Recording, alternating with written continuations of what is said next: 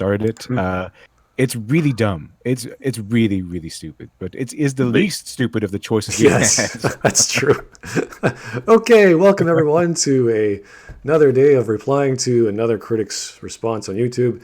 This time it's Mother's Basement, and we're following a theme from Goblin Slayer from our previous stream, and we got someone from the chat, or from at least from comments, to say, hey, I know this content, I can talk about it, so we got him on. Everyone welcome the Unknown Otaku. Thank you for coming. Howdy. Okay, so we're going to look at a classic example that everyone sort of looked at and went, ooh, this is a bad take. And that is Mother's Basement's view on about Goblin Slayer. And if you don't know what Goblin Slayer is, it is a Japanese anime from 2018, which is about 12 episodes long. And it's your typical fantasy anime focused on killing goblins and the lifestyle of goblins and how to go about stopping them from, was it raping and pillaging, essentially? That's the whole story, really? Yeah, showing goblins they're evil and should be exterminated, and that's why we root for Goblin Slayer. Because he goes out there and exterminates them completely without mercy. That is pretty much the premise, and that's the story. However, the first episode was a touch bit more violent, a touch bit more rapey, and that caused everyone who doesn't like violence and rape or pretty much anything to say, uh-oh, we can't have that. It's almost like we should have gatekeeping. There should be someone to stop us from watching these things and to get people fired for, doing their job very well. But they don't think the job was done well. That's their argument, is this job of animation. They're going to go into explicit detail of frame by frame sometimes, how badly animated this is, or how good it is, or how it could have been something else to be clearer or worse. Everyone has a different opinion who criticizes things negatively. And it's so funny to hear it all. We suggested this video for analysis just because the other options were so bad that they probably wouldn't even be worth our time, as funny as they were. And Mother's Basement, at least, is clear. He has, 20 minutes? Yeah, it's about a 20-minute video. About 20 minutes. Shouldn't be too long. So here we go, guys. This one was the most bearable of all the ones we came up with. So cringe is at a minimum for this compared to the others, yeah. So here we go. And I'm sharing it in my Discord. In a way that requires showing certain explicit scenes. While I'm going to try to keep that to a minimum and put warnings in front of the worst of it, and I'll provide plenty of eye bleach in the form of cute animals between all of that, be aware that some of what you're about to see may be disturbing. Viewer discretion is advised. That's not the way that I wanted to lead into a discussion of Goblin Slayer. I'm pretty sure that content warning alone is going to invalidate my opinion for at least some of the show's biggest fans. First impressions are everything, and I wish that I could be making a different one. I also wish that Goblin Slayer didn't need to have a content warning in front of it on Crunchyroll. I wish that I could be making a video about fun. So why doesn't he want a content warning at the psychology of an obsessive anti-hero protagonist, or the potential for a resurgence of dark fantasy that this show, along with Overlord and ReZero, is facilitating. And yet, here we are. Because first impressions are everything, and for a lot of people, myself included, Goblin Slayer left an awful one. On watching the first episode, I said the series was repugnant and edgy and felt like it was written by a 14-year-old, and I regret that tweet. Having read the manga and light novel and seen a few more episodes, I think it's unfair to the work as a whole and to the series writer. Goblin Slayer is a fun, pulpy, schlocky adventure about a plate-armored psycho bending the rules of the RPG world he lives in to massacre trash mobs in the most imaginative, efficient, and often entertaining ways possible. Is he really bending the rules? All I see is a professional who knows what they're doing. And yeah, he's creative at it. He's the Batman of this little world here. Yeah, you'll see exactly what he means in a bit, but just pause, I'm guessing, whenever we have something to say. Yeah. Because it seems weird that he has his content warning at the beginning, but then it says he's disappointed that Goblin Slayer has to have a content warning. And I was like, why are you disappointed Goblin Slayer has to have a content warning? He wants a show about slaying goblins to be more wholesome, I guess. That's what I took from it. It's so... How come a show about murder and rape and pillaging can't be more wholesome? It's a funny take, yeah. It's definitely odd to interpret what he's trying to get at, but okay. Mm-hmm. It's a show that highlights the absurd creative potential of tabletop role-playing and marries it to the gleeful murder lust of games like Doom and Hitman. Really? Wow, I never saw that. What? I Murder never. Lust like Doom and Yeah. Hitman. Doom was probably the biggest comparison way before it was coming out. Like as it was being announced 3 weeks before it was released, everyone's saying Goblin Slayer is the fantasy version of Doom guy going through and doing his job and killing all the creatures. So I mean, I was prepared for something like that. Well, he's really good at it. He's really good at his job. So Mhm. that is a that could be fitting, I suppose. I would 'cause he's not. Yeah, professional. I wouldn't want to see a guy who's kind of okay. I want. Yeah, I want to be see the best of the best. Now, Hitman, I can understand because in Hitman, you're supposed to put together creative kills and try to assassinate your target without. It's actually my favorite game franchise, without getting caught. But as far as bending the rules, I don't think he's really bending them more along the lines of him using them creatively. Because I think the best example is with that teleportation scroll where he asks the witch to relink it so that it goes to the bottom of the ocean instead of like home or something, and then he uses it as a weapon. So Yeah, I love it. It's amazing. it was pretty impressive. It was pretty impressive. I thought it was pretty good, interesting writing there, or at least creative in any sense. Overall, it's not repugnant, but its first episode is, and that largely comes down to one awful, ill-conceived, poorly justified, and exploitative rape scene that I think is as bad as, if not worse than, the infamously awful scene from the end of Sword Art's Fairy Dance arc. Today, I'm going to lay out the problems with that. Okay, have you seen? I haven't seen that. Oh, show. I've I know it's seen infamous. about 700 different anime, all on my mouth. The Sword Art Online, for one, there was no actual rape that took place there, so it gets a little weird to say that.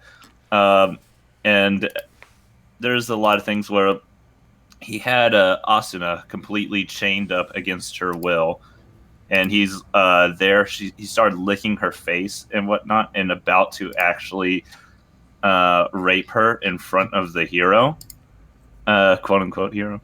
And then he freaking got up, did some Deus Ex Machina. I now have admin controls of this world, and then now I can go duel you fairly. I give you the best weapon in the entire game, and I'm going to fight you with this little dagger. That sounds awful. That sounds weird. Oh, I man. heard it was just about a show about a Mary Sue-ish character going around, and that's why Yeah. it's so infamous. Well, it kind of is, and that's why I was saying he literally just all of a sudden got admin control out of like right then of all times, because this ghost of Kayaba died to him last season, and now it's like, hey, I forgot to tell you, you have admin controls of this entire world. And then it just like did all this shit. And what Kirito did is he's like, okay, let's make the pain of this world all the way up to level 10, and now let's also give you a small give you the best sword. I'll have this small sword, and then we now fight it out. And it's like the reason why it was quote unquote bad inside there is because the villain, it seemed rather unnecessary, but to say is quote unquote as bad as Goblin Slayer, it's like, are you seriously trying to say that? Are you trying to say licking someone's face is as bad as beating them up, killing their friends in front of their face, and then raping them? And she probably has some goblins inside her when she's going to the village, so I'm not sure how they're gonna deal with that. But it's like, are you really trying to say these are two just as bad things? Right, and you're comparing two different genres, different writers, authors, for different audiences. This is definitely, we know, not for kids. And Sword Art Online is based off a game, as far as we understand it. Is that it?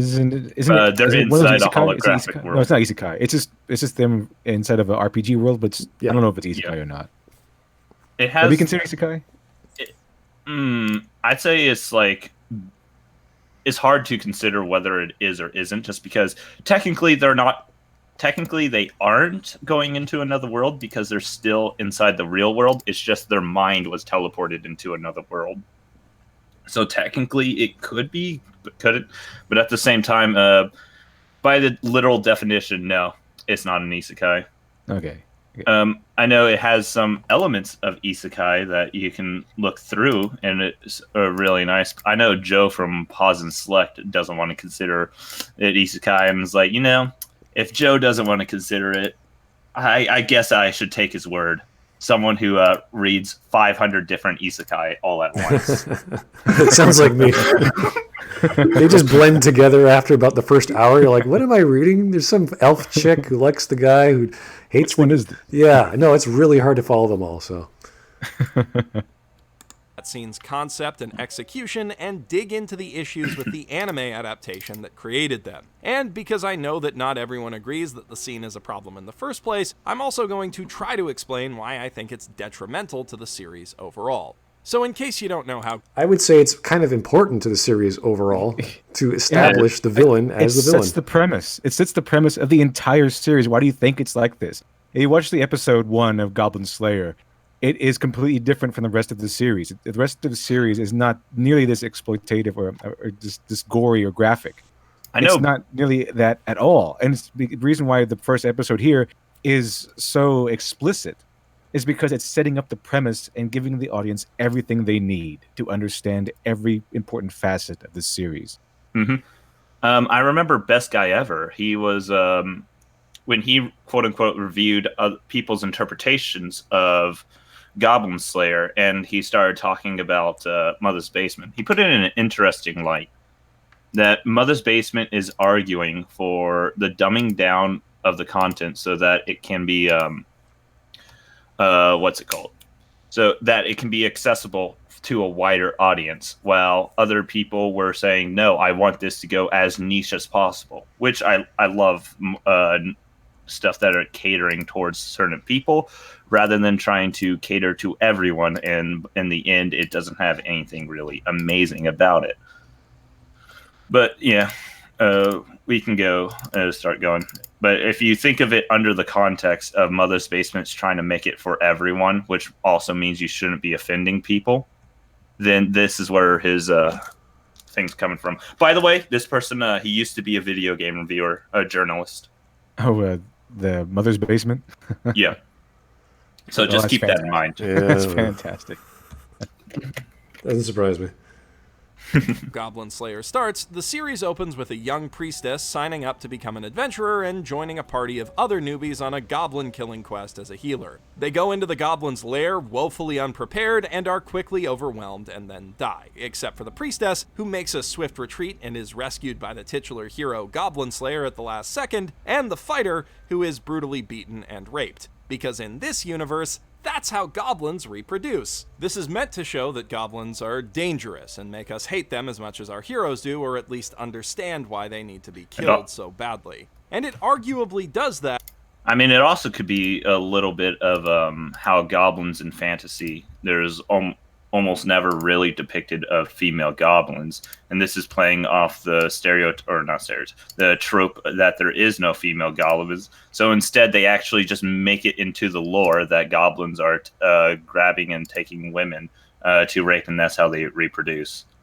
Because a lot of fantasy doesn't actually have the female goblins. You can see this in Lord of the Rings when they have their giant swarm of goblins. And there's just not even a single woman amongst all of them. You can see this in actually quite a few prominent literatures with goblins. Right. There's almost never a female shown. With Tolkien, the Uruk-hai were born from these weird magical vats from not Mount Doom, but close by. The fact that they're even going this route, explaining where they come from and how they survive, is a good thing. It gives us detail into the world of the enemy or the opponent that our titular character is supposed to be up against, which is all necessary to establish them as believable, as something that can exist within this fantasy world. So depicting sex would have been great if they actually showed this whole process, the birthing process. They showed that, be like, oh, this is even more believable. This is even more horrific, what's happening to these women. Yeah, and I think I've mentioned this last time, but it even it goes a long way. It pushes the whole horrific nature of the goblins much farther, and makes them much more irredeemable that they do this, and we get to see them doing this. Than if they were, because if you take that out, I mean, what do you have left? The goblins just steal. They're trying to survive. They steal food. They hunt. They might kill some people for some supplies. But if you take out the elements of them going around and brutally killing and raping women, and brutally killing and raping just other adventurers and people in general, if you take that out, what do you have left? The goblins would be might be sympathetic if they didn't do the other horrific things. Because other than that, they're just scavengers trying to survive. And if you didn't have these other brutal things, and we weren't shown these other brutal, horrific things, then Goblin Slayer might be seen by the audience as some sort of villain because of how brutal he kills off these goblins, and the sympathy might switch to the goblins. And you can't have the sympathy switch to the goblins in this sort of show with this premise and setup. Otherwise, it kind of falls apart. The way I've explained it is you can see it of a couple of ways. Actually, Mother's Basement is going to talk about it. I'll explain it back when we get to those parts, so I don't have to retread on what I'm going to say. Okay. But the way it goes about doing it is cheap and exploitative. The scene makes us as an audience feel upset, but it doesn't do so by hurting a character that has made us care about or... we care about these characters. They introduce them for the first 10 minutes of the show. They show some backstory of each. That's the point. Their goals and everything, like what they want to do. And then see them. They take it away from us. It's like, wait, we like those guys, and they get killed and raped. You're like, holy crap. Yeah, they have their own personalities. We can see their personalities and everything. So we get to connect with them fairly easily. One, because they have their own separate personalities. They seem unique, and they have their own dreams and aspirations. And then they have their own faces. So we get to connect with them. As well as they kind of get the trope of what every harem like protagonist is seen.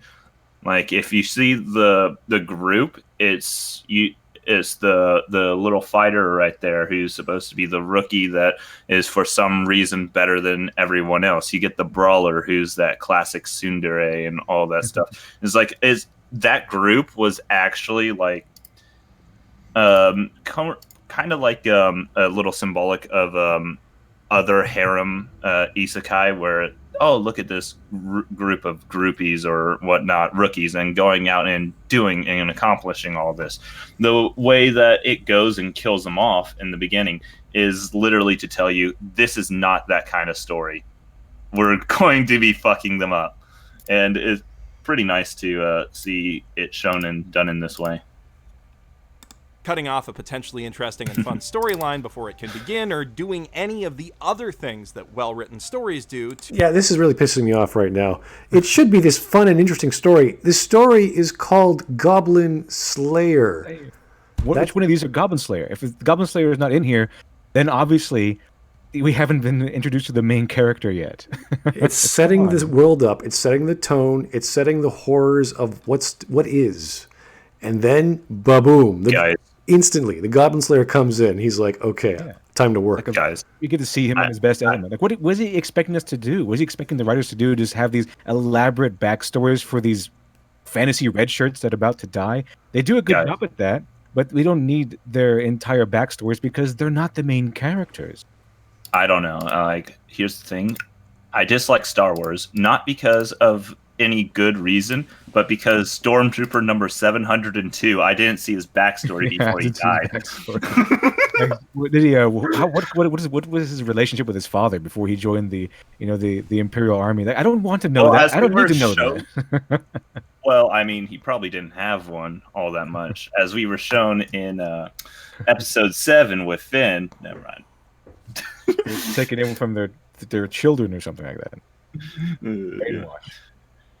To earn their readers' reactions. All it does is take something from the real world that is already inherently upsetting and put it in front of us saying, look at this, feel bad.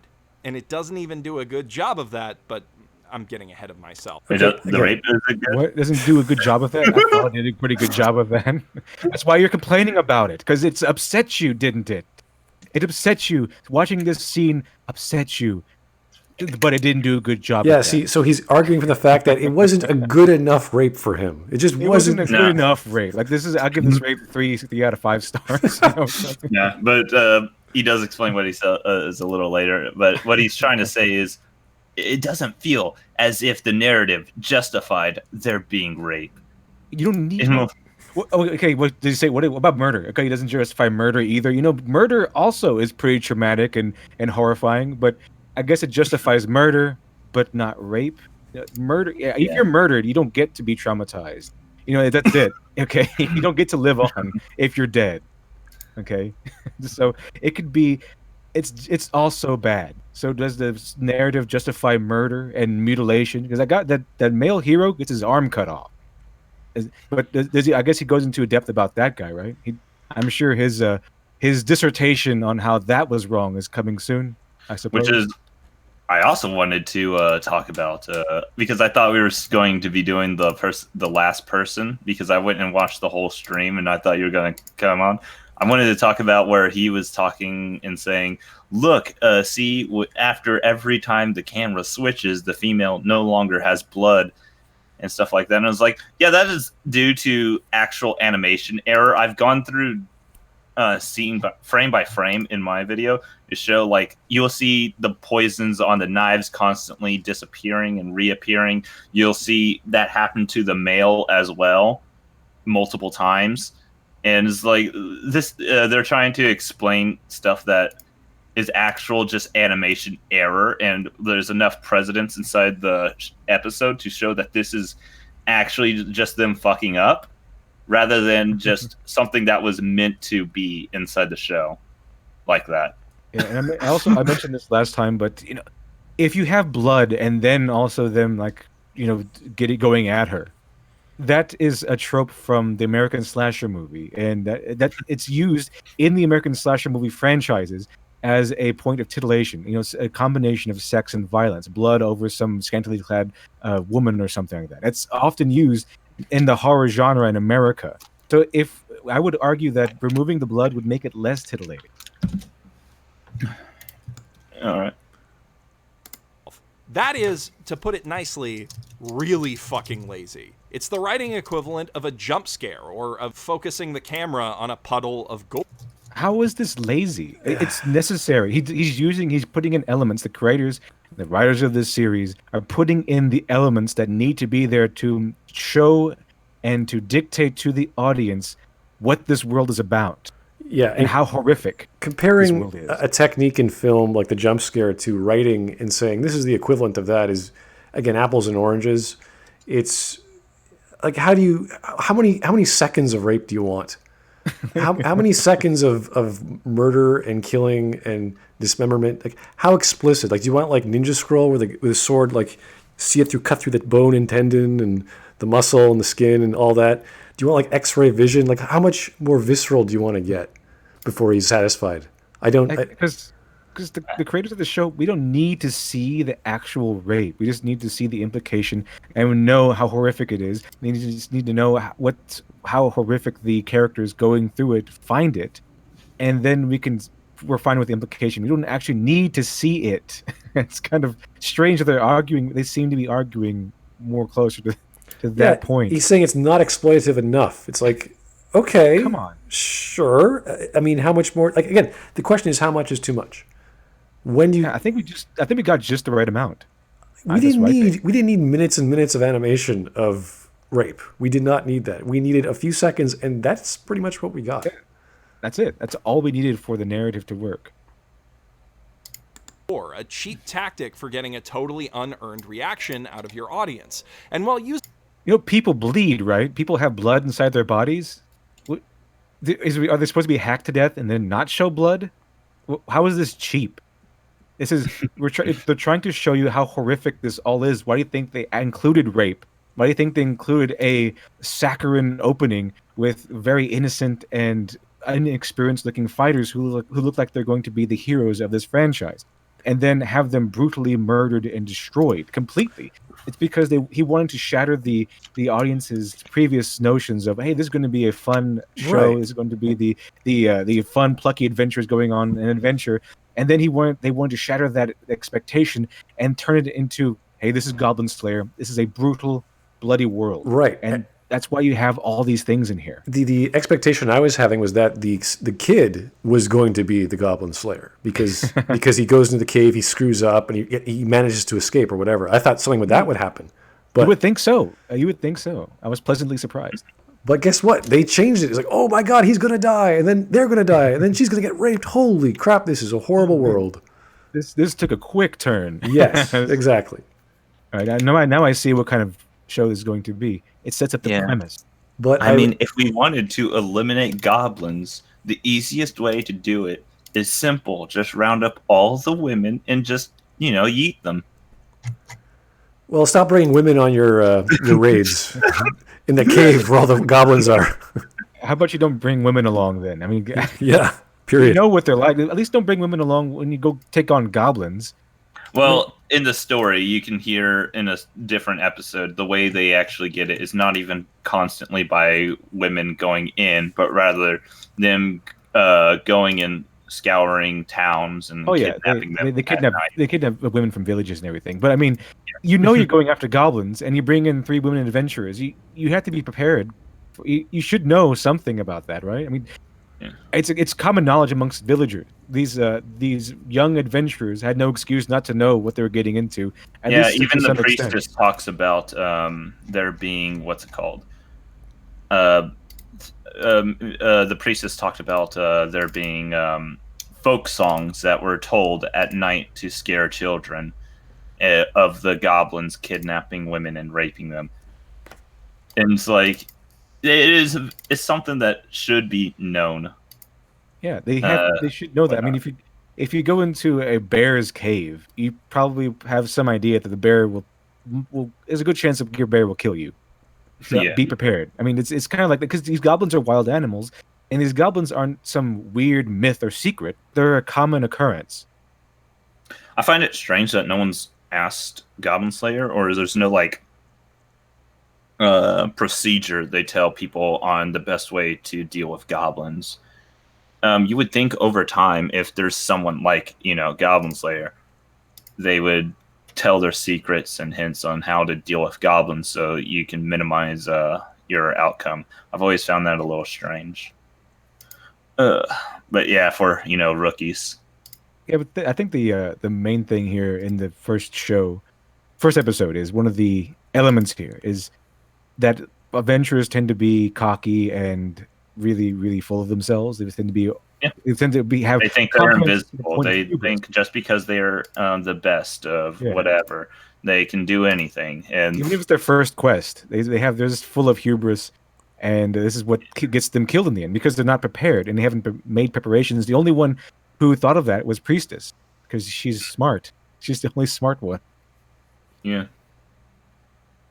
And she also has to take care of people in the district in her church, apparently, of people that came back having goblins inside of them. Yeah, there's actually an interesting part of the manga where it's kind of not a conspiracy, but it kind of questions the validity of the church, that they know this is happening. So the church has all these patients or all these people that they have to take care of, and that's how they build up their followers from this tragedy that's happening outside their borders. So it's kind of a weird scenario that the women who do actually survive or get taken back have to be cared for in some capacity. Oh yeah, I think they actually mentioned that at the end of the first episode, where the warrior, the monk, after she survives the ordeal, they say that women that this occurs to, female adventurers that this happens to, they don't usually, they go to a temple or something. They go to a temple usually for the rest of their life, pretty much. Yeah. Using shortcuts to move people early in a story when they're not inherently invested isn't a bad thing on its own. Specifically using sexual violence, which is both a hot button issue and these puppies and rabbits all out of nowhere. Puppies and rabbits. Literally everything is a hot button issue. I mean, with NPCs, everything is a hot button issue if you look at it the right way. It's a cute rabbit.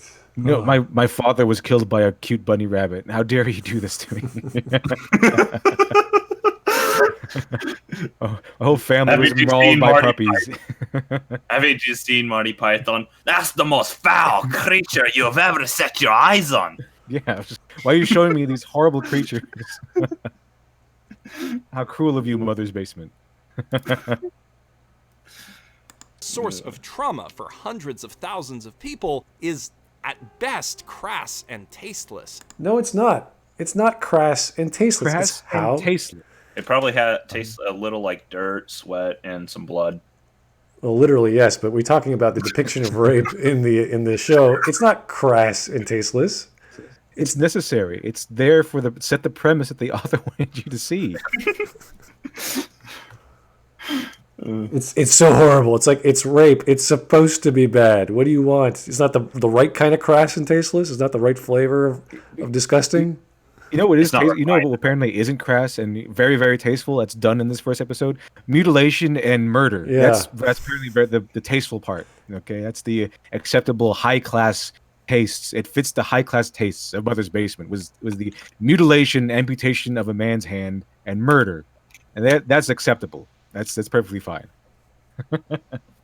I still say Goblin Slayer just doesn't go far enough because you'll see the inconsistency of how much they want to show on the screen. So they do that, but they also kill the person off screen and don't really show it. And when you look at the body is for some reason intact all again, even though you visibly see like in the shadows that they are stabbing and cutting him up into pieces and everything.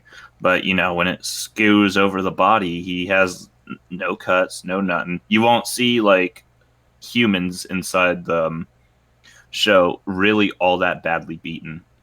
And people talk about like this is also strange when others talk about the one thing you were bringing up before with the blood on the females, and it's like it's literally just them having an inconsistent amount of what they're aiming for. It's like they want to be edgy, but at the same time they don't want to go that edgy, or they don't fully commit. And it's like I feel that is probably an actual detriment to the show because it just doesn't decide on what it wants to be. It's also an issue of production value when you have all these like raining blows on someone. It's like one has an axe, one has a knife, one has a club. It's like, yeah, we don't want to actually figure out the continuity of every single angle of every single attack. And then, oh, she has no clothing on, so she has to get hit by so you have scar here, a scar there, a bludgeon. You know, it's you have to go into a lot of detail just to do that. So anime is kind of known for being kind of rubbery. You know, you fall like 50 stories, you're okay, like stuff like that. So yeah, so they got to do some things without breaking the budget. So I can sell that. The goblins, they have the strength of children, not infants or babies, but children. Like children, probably like a human child around their size would have. Mm-hmm. So yeah, they can do damage. They can definitely do damage, but it's not going to be the same amount of damage as like a grown human man could deliver with one of those weapons. Also keep in mind that they're scavengers. They don't really make things normally, as far as Goblin Slayer says. That's why they steal things. So they probably are armed with blunt axes, clubs, and things people kind of tossed away or leave out. So things that aren't really necessarily valuable or in any way. So they have the strength of children, and they're probably more than likely using very, very low grade, low tier weaponry. Because frankly, it's usually why they underestimate them. Other horrible real world things that could elicit the same reaction without that baggage. What baggage? What is he talking about? It's raping and pillaging and killing. That's it. It's a trope, in fact, raping and pillaging. This is the trope that you assign to these sorts of creatures and hordes. They rape and pillage.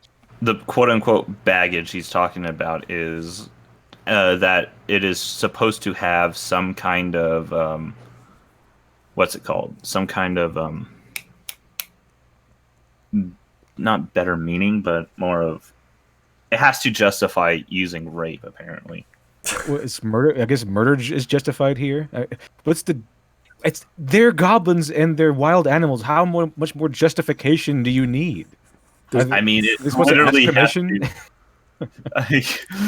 Yeah, it's pretty funny, but at the same time, it's like they have justified it. That's literally how they're supposed to reproduce.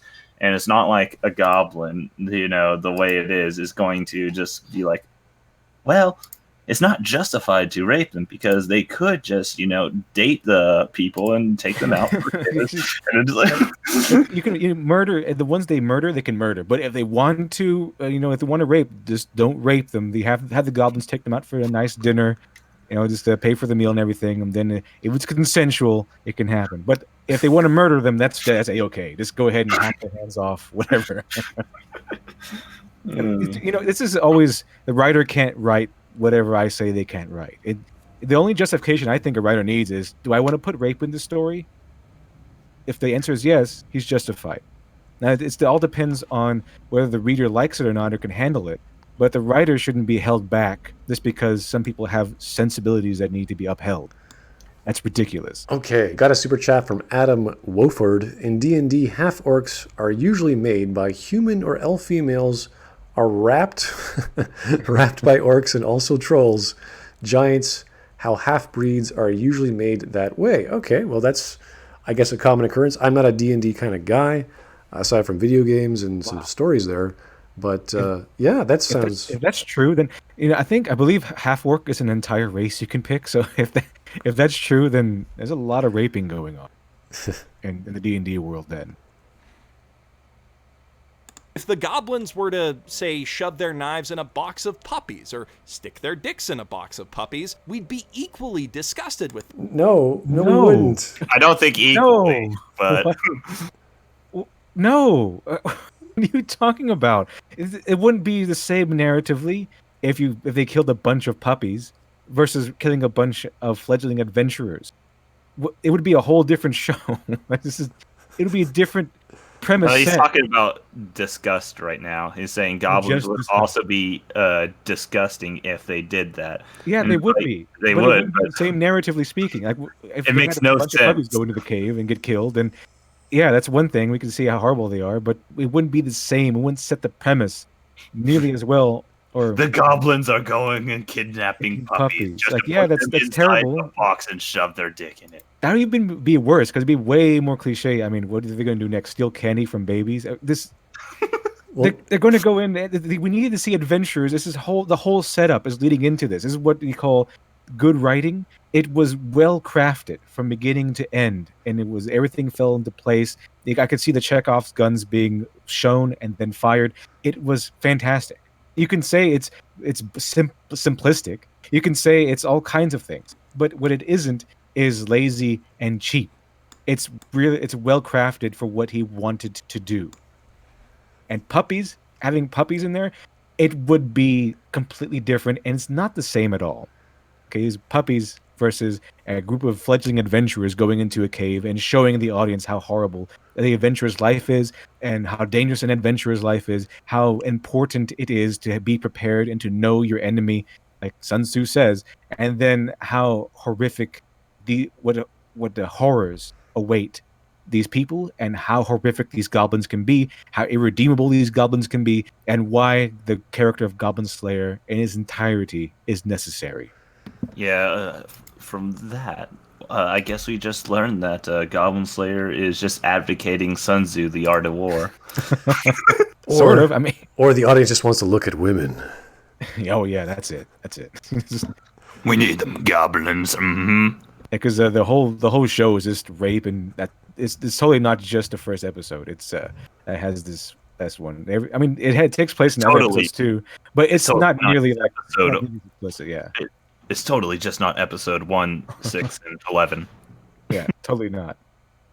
Them equally inclined to hate them, and it would have just as much of an impact on the rest of the story as... Okay, guys, there's a big difference between hurting and abusing a puppy and killing and decapitating or, dismembering or raping a man or a woman, okay? Big difference. Big difference. Huge difference. Or kidnapping a woman and torturing them by constantly raping them for 9 months until the goblin is born and then killing them after. Like, what is Brothers Basement's view on narrative structure? I mean, this is a huge difference. It would be completely different if you had puppies go into the cave versus having fledgling adventurers that we related to go into the cave. both would be horrible, but the fledgling adventurers move the plot and move the premise. They set the premise. The puppies would just okay. Well, the goblins are kind of they're evil, okay, and it wouldn't show us that they are as horrific as they are, and they wouldn't show us what dangers these adventurers step into when they go out adventuring. I would get pissed off at the adventurer for being a rookie, and then I get pissed off at the adventurer for bringing their puppy with them. Like, this is a horrible person. You deserve everything you get. You brought in your puppy. You deserve all of this. Women, children, yeah, they're fine. But puppies, come on. That's too much. Killing off and traumatizing a pack of nameless prop characters. If you're going to devote significant time to sexual assault in a story, especially right at the start, you need to make sure that it's an essential component of that. It is an essential component of that story. What show are you talking about? Because it isn't Goblin Slayer. Yeah, it's hilarious. All the mental loopholes that he will pull for all of this, especially when he gets to his psychopath's justification. Oh boy, that's a whole other. Oh. That is I got to that part. Yeah, that's just fantastic. Okay, I can't wait to get there. Actually. Story that it changes your characters, alters the future course of events, or at least lets you say something meaningful that you otherwise couldn't. Psycho-Pass offers an example of how this can be done right, as its first episode also involves sexual violence. Specifically, the episode's villain kidnaps a woman named Shika Shimizu and starts doing every horrible thing he's ever imagined doing to her because the Sybil system has flagged him as a latent criminal and he figures his life is over anyway, so he may as well enjoy it. The twist is, when our heroes kill him and rescue Chica, she's so traumatized and stressed out from what she's just been through that the Sybil system picks up on her mental instability and deems her a latent criminal as well. Meaning, right after they save her, the officers have to kill or at least arrest her. This whole plotline is meant to highlight the horrifying flaws in the Sybil system, how it encourages criminal activity and makes no effort to distinguish between unstable criminals and traumatized victims.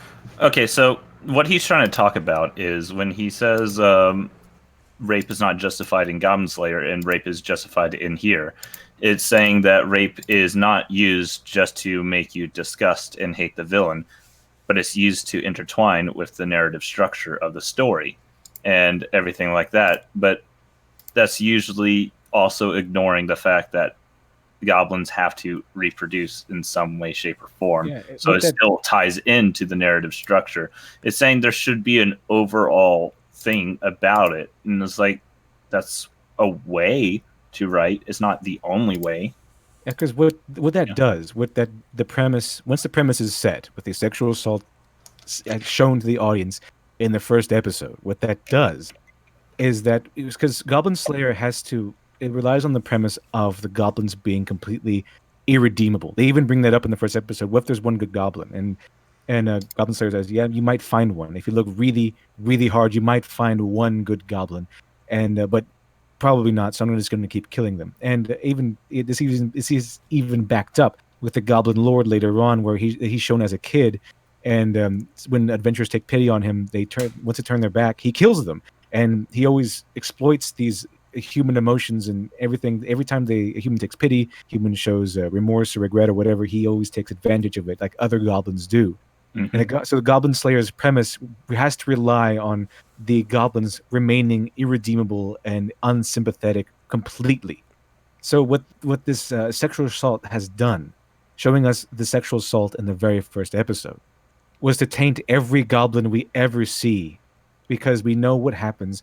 We know how they're born. We know how they reproduce. Therefore, every goblin we see is the result of a sexual assault, a brutal sexual assault of a woman.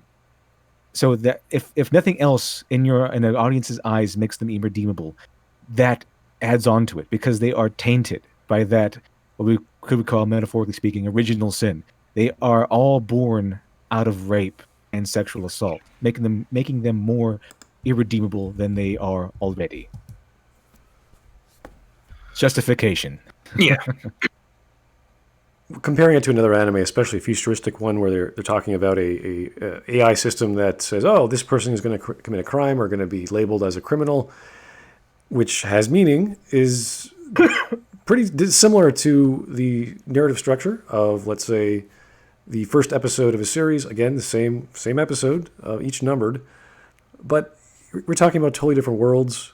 And even then, what each has a meaning behind it. He just doesn't like the meaning behind Goblin Slayer because we don't know exactly why. Is it because he's offended by this? I guess he's offended. Right. Yeah, that's.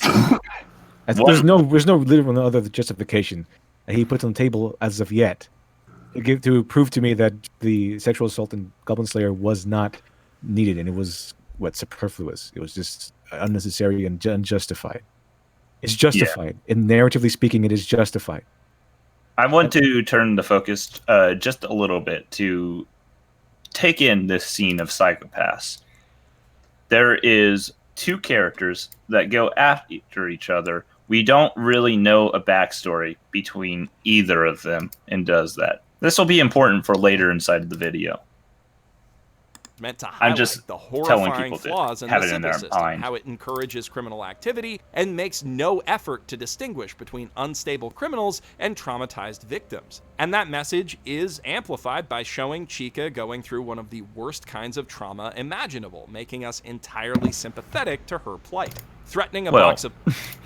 I mean, it's not saying that it can't identify between trauma and being a criminal. It's mostly a lot of the traumatized victims will also become criminals later on in their life. It's a little different than what he's trying to paint it as.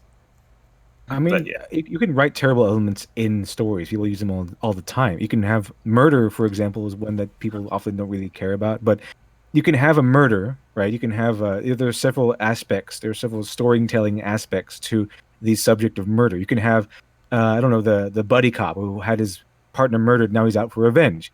You can have the story center around a psychotic murderer, Dexter style, where he goes out and kills other murderers.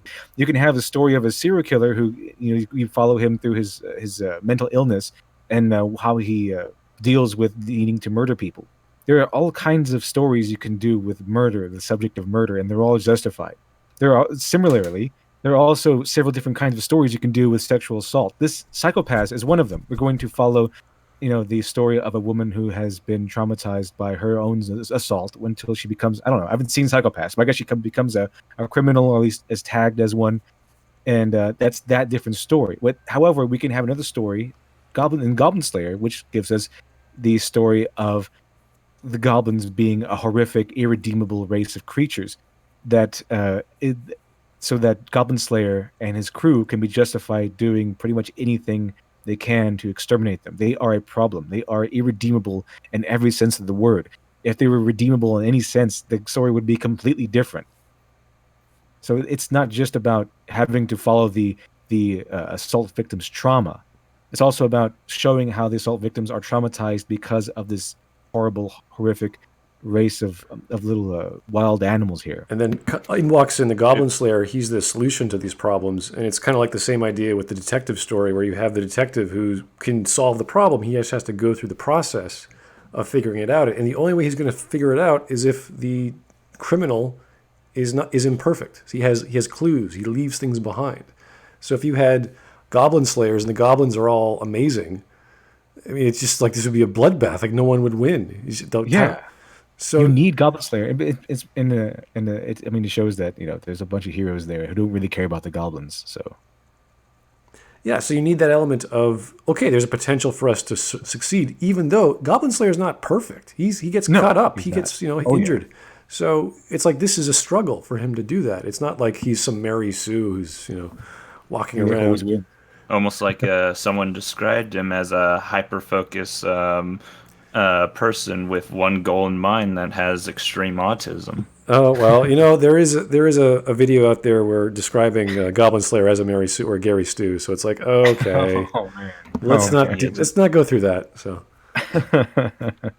guys, he's such a Mary Sue. He almost dies every single fight. Who put out the video, by the way? Bosch. I skipped it. I didn't show it to anyone because I'm like, we're not even going to go near that one. That's too much. A toxic zone right there. What? He kills rapists? What? That's horrible. Okay.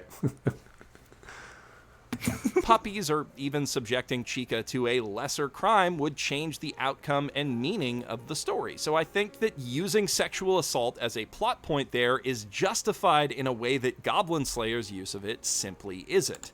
Now, I want to know why. Okay, I Same could here. make a couple of speculations. But Mother's Basement believes in normalization. He's talked about it many times on Twitter. And what he's saying is he doesn't think the story, because he believes Goblin Slayer is also quote-unquote sexualized. Thus, he thinks it's normalizing the idea of rape in front of everyone without Goblin Slayer showing that it is demeaned, disgruntled, and like a bad thing to do, and is not allowed to be painted in what he sees as a quote-unquote sexy kind of like thing. And I'm like, and this could be where all of his disgruntledness with episode 1 stems from. I'm saying it normalizes rape. How? I don't understand how. It's the goblins that are doing it, right? Not the heroes. The goblins, irredeemable little creatures, are the ones doing it.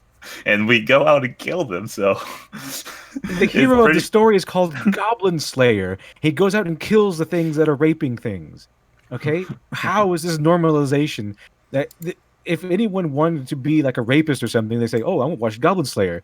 Oh, look, the Goblin Slayer. The goblins are raping things, and the Goblin Slayer is going to kill them. What? It's not something that he wants to watch. Like, what? Who would watch goblins raping women and then having the goblins killed in horrific, brutal ways, and then say, "Oh yeah, well, this is obviously normalizing rape"? How? Where's it? This is some extreme mental gymnastics. Stuff he says. He believes in one-sided normalization. This is ridiculous. That's a ridiculous argument that it's like. I'm saying I'm speculating on that's why, because he talks about normalization all the time on Twitter, and if you hear his arguments, he talks about sexualization inside the video, but he doesn't want to bring up normalization because he knows every single time he brings up normalization on Twitter, he gets dunked on. Oh, yeah, because it's dumb. I mean, that's normalization. That's not a very good argument. I mean, you have to, especially if we bring it up in Goblin Slayer. But like I said, I don't think he does. But sexualization. He's going to go into that, isn't he? Yeah. Yep. At least not in the anime. But both the light novel and the manga turn the faceless party of adventurers who accompany Priestess into actual, characters. In the light novel, before each of them dies, the narration shifts to their perspective, giving us a bit of insight into who they are and how they think. The mage is annoyed by Priestess's constant worrying, for instance, while the fighter is in love with the warrior and finds herself heartbroken to watch him die.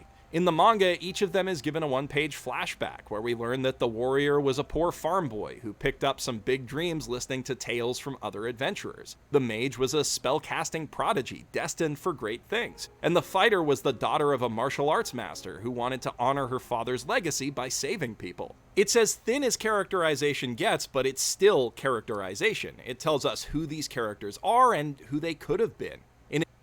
Man.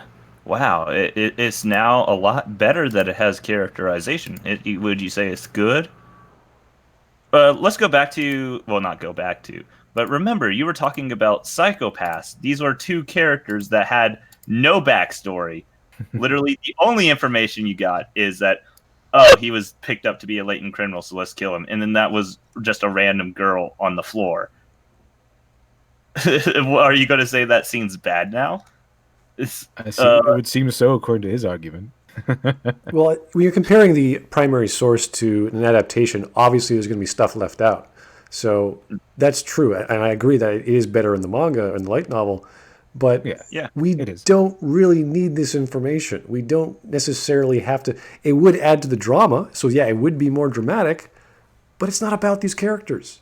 They are what they called sacrificial lambs to the story.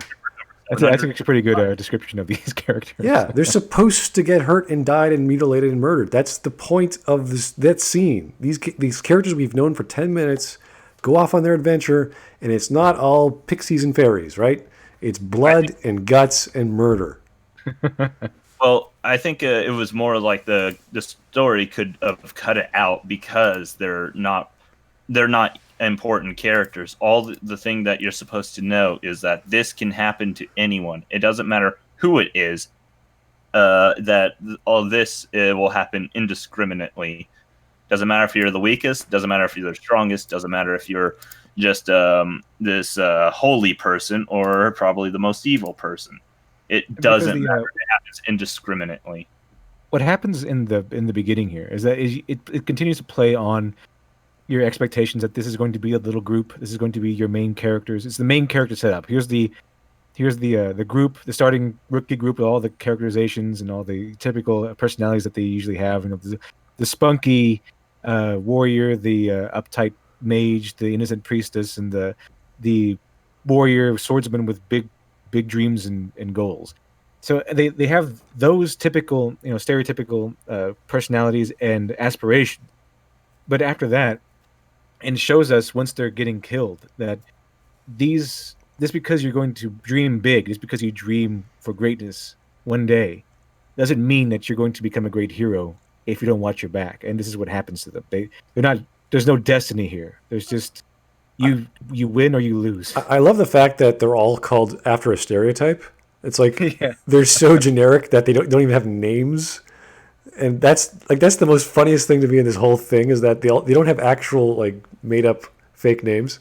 They We act, like that because it plays in the meta narrative that this is not really what's going on. This is someone's tabletop game because the manga alludes to that. I think that's a nice touch by the writer to say, yeah, these aren't real. We don't care about these people. We care about this guy over here, and he's also generic, and he's just this is what it's about. His name is Goblin Slayer.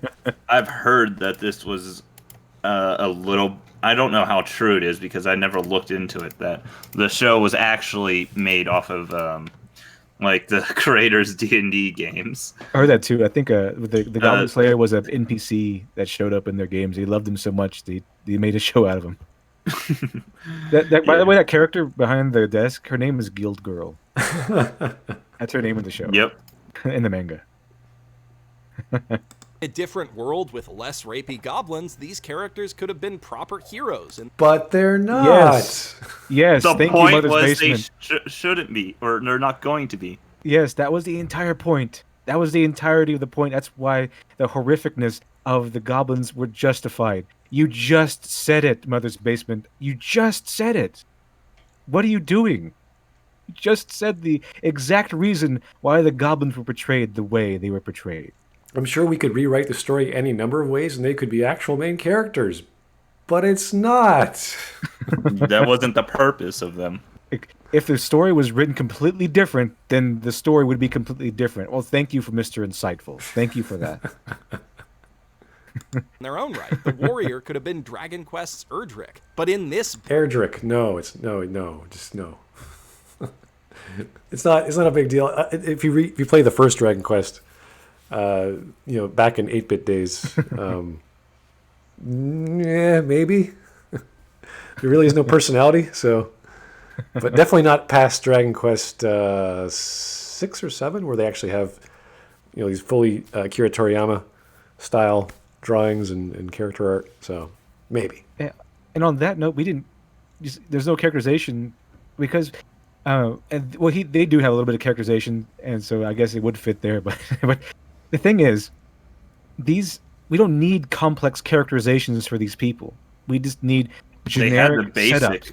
Yeah, we just need the generic basic setups. Like if there's a starter kit for a cliche character, that's all we need. Yeah, I'm actually not a fan of again the sacrificial lamb characters, but you see them even in Mass Effect with Jenkins. He was just there to get killed. Like that was it. And I don't agree with Mother's Basement's argument that it's there wasn't enough, and it was like a characterization. I could say you could say that it would be better, but at the same time.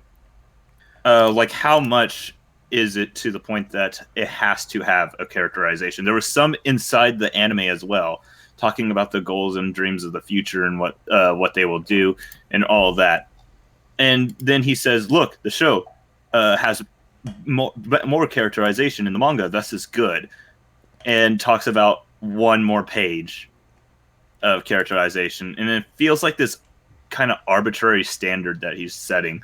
Like, what amount did that make it completely okay versus not okay? World, it's just that story is cut short before it could ever begin. This small bit of character building adds a tragic element that's not there in the anime and makes this scene upsetting for reasons other than just because the goblins did an inherently bad thing in front of them. So no, that's what? wrong. Even if that's the case, so what? Yeah. So what? We don't need the backstory. We don't need it. We don't need it. We just need to see their personalities and have a little, at least the smallest grasp of who these people are, so that we can feel the full impact of what the goblins are about to do to them. Yeah, as we were saying, like as I was literally just explaining, there was characterization, there was all that inside of it. It just didn't go like in depth into someone's backstory, which was literally one more page of the manga. Literally just one, and now he says it's okay. And it feels like a very arbitrary standard, as he's just trying to come off like, see, I enjoy some stuff here. I think it could have been better and whatnot, so don't hate me, because you'll see that definitely a lot later inside this video. What, the don't hate me thing? Yeah, pretty much. Like, he doesn't outright say it, but his points feel it very much. Kumo Kagyu, the series author, does something to earn that reaction, and it's better than the nothing the anime gives us. No, well, yeah, we already had something. We gave us a little bit. They give us enough. Okay. We literally got who they were as people, what their ambitions were in the future, and what they wanted to achieve later. And it also talks about how good they were as fighters. And you kind of see the relationship dynamic between each one. Like the one girl loving him for besting her in like a certain thing, while she just like never really lost. Like, all these things were inside the anime. Yeah. It's literally just one page more usually inside the manga. When we talk about it makes no sense. When we talk about having round characters and flat characters, the argument is, well, why even bother with flat characters? And the basic reason is you don't care about them. You want them to go away. And if they're a sacrificial lamb, if they're to be made an example of in the story, this is what happens when you don't pay attention, etc., etc. Whatever rule you're trying to impart onto the audience, whatever ethic, great. You can create a flat character and have them be throwaway. You see this all the time in Game of Thrones, and every time there's a new plot point, we got to kill off this guy because this like, it happens all the time in big epics. So there's a time and place for these things. In his argument, he's like, well, it's not good writing if you only have flat characters that die. It's like, why is that? If the point of them is to die. If you give them this huge backstory, you spend an extra 4 episodes, each of these characters get a backstory in each episode, and they die in the 5th one. Why? Why would you waste our time? Yeah, you got a super chat. Oh, thank you, Andrew Clark. The LN is better. Really? Okay. Oh, geode. What is geode? Is that genocide? Because it was saying, if you scroll up, he says Google keeps censoring his super chat. I'm guessing couldn't say genocide. Oh, you're kidding? That's weird. What do they mean by light novels in this? I assume light novels meant like the manga.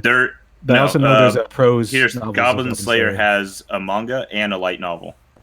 Yeah, I read one of those novels with the prose novels. I read one of those. I read all the manga that are right now in English. I know they have little short stories in the back of those too, which are pretty interesting. Just want to make sure. So yeah, the novel that I read, the prose novel that I read, it was pretty good. It was really interesting.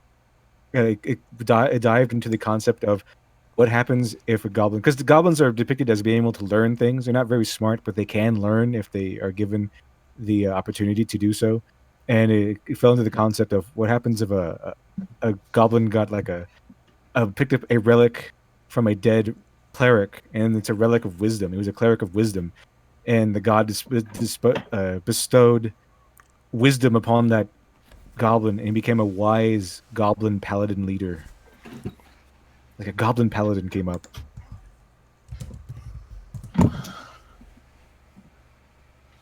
Now, this level of characterization doesn't really justify how gratuitous the anime or manga are, but it's perfectly appropriate. Yeah, what does characterization have to do with gratuity?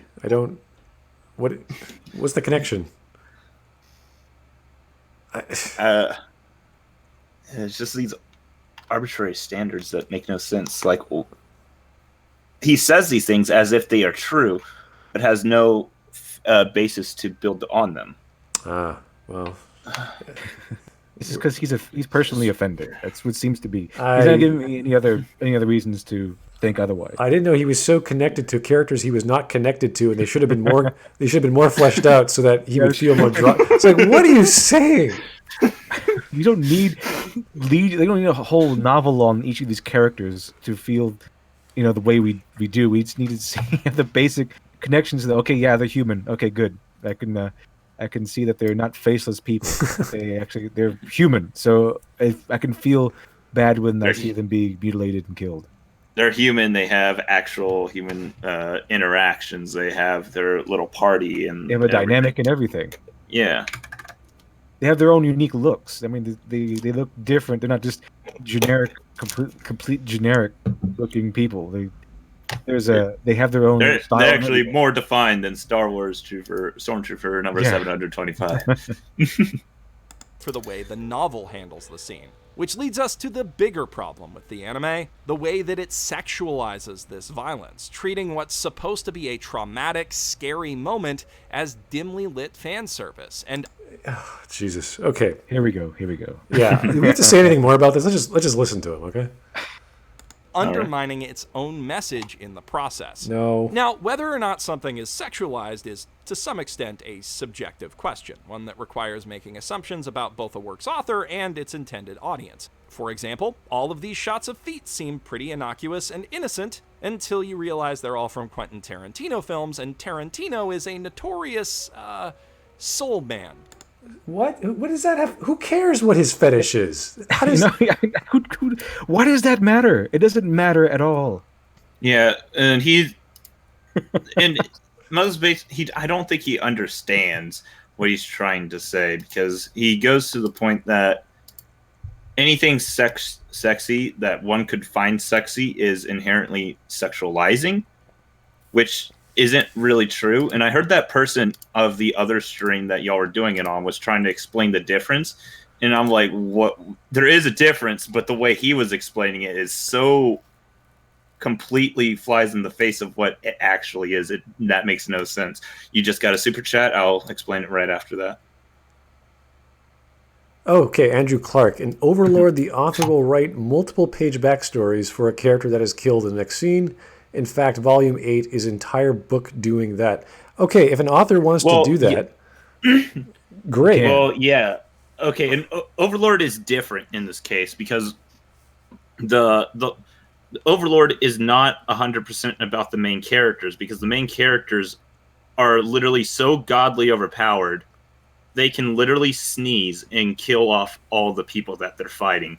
When it comes down to it, you have to go in to the characterization of all these small people and all this stuff, because if the whole story was just Ein sees, oh, I have to fight, so I kill them, boom, instantly dead, it's like the story would lose its focus. The focus in Goblin Slayer is the main characters and a bit of what he's fighting.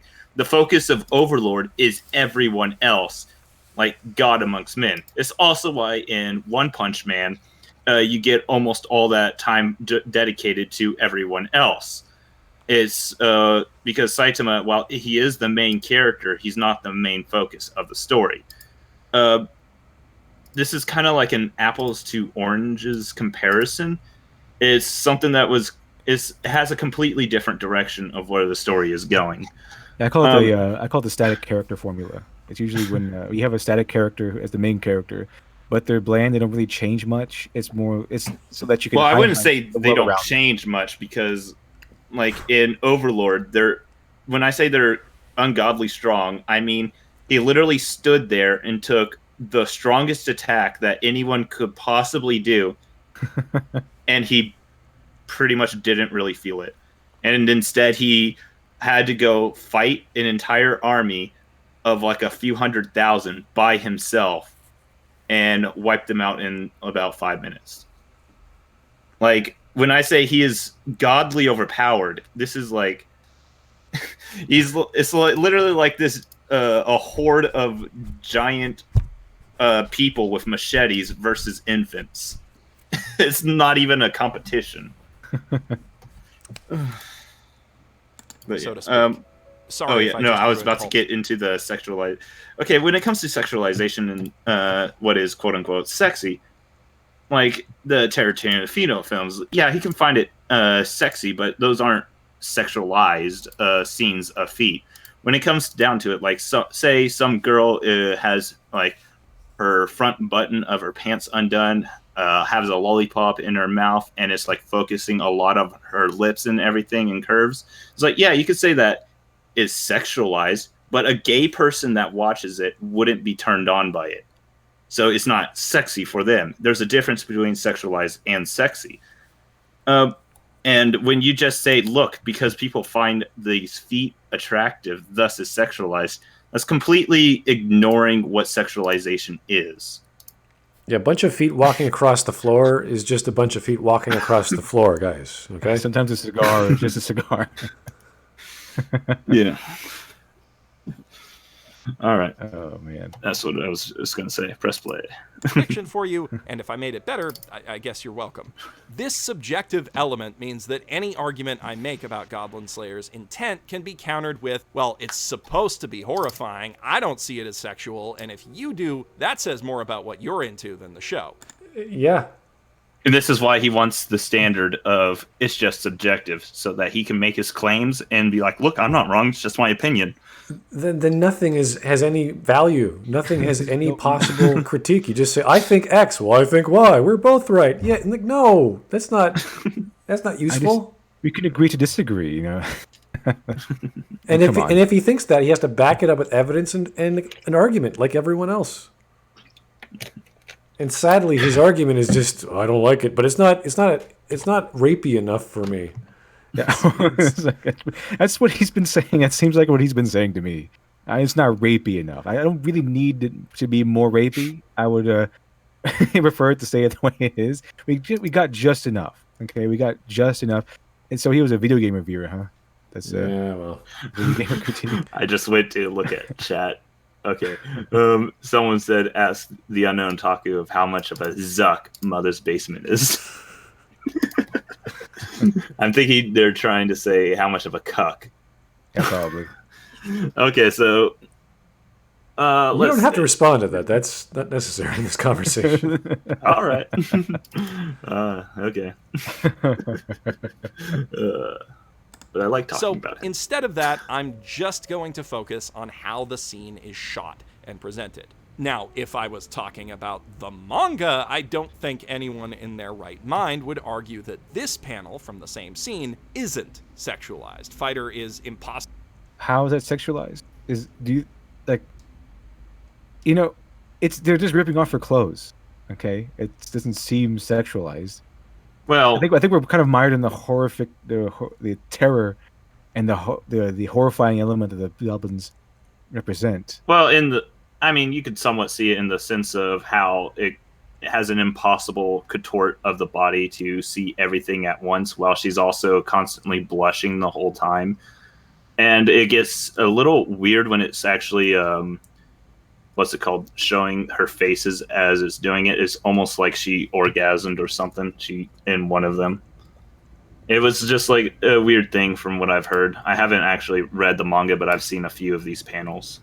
I read the manga, but I don't remember this particular part. I remember there's multiple mangas. Oh, there are multiple? Okay. I read the English one.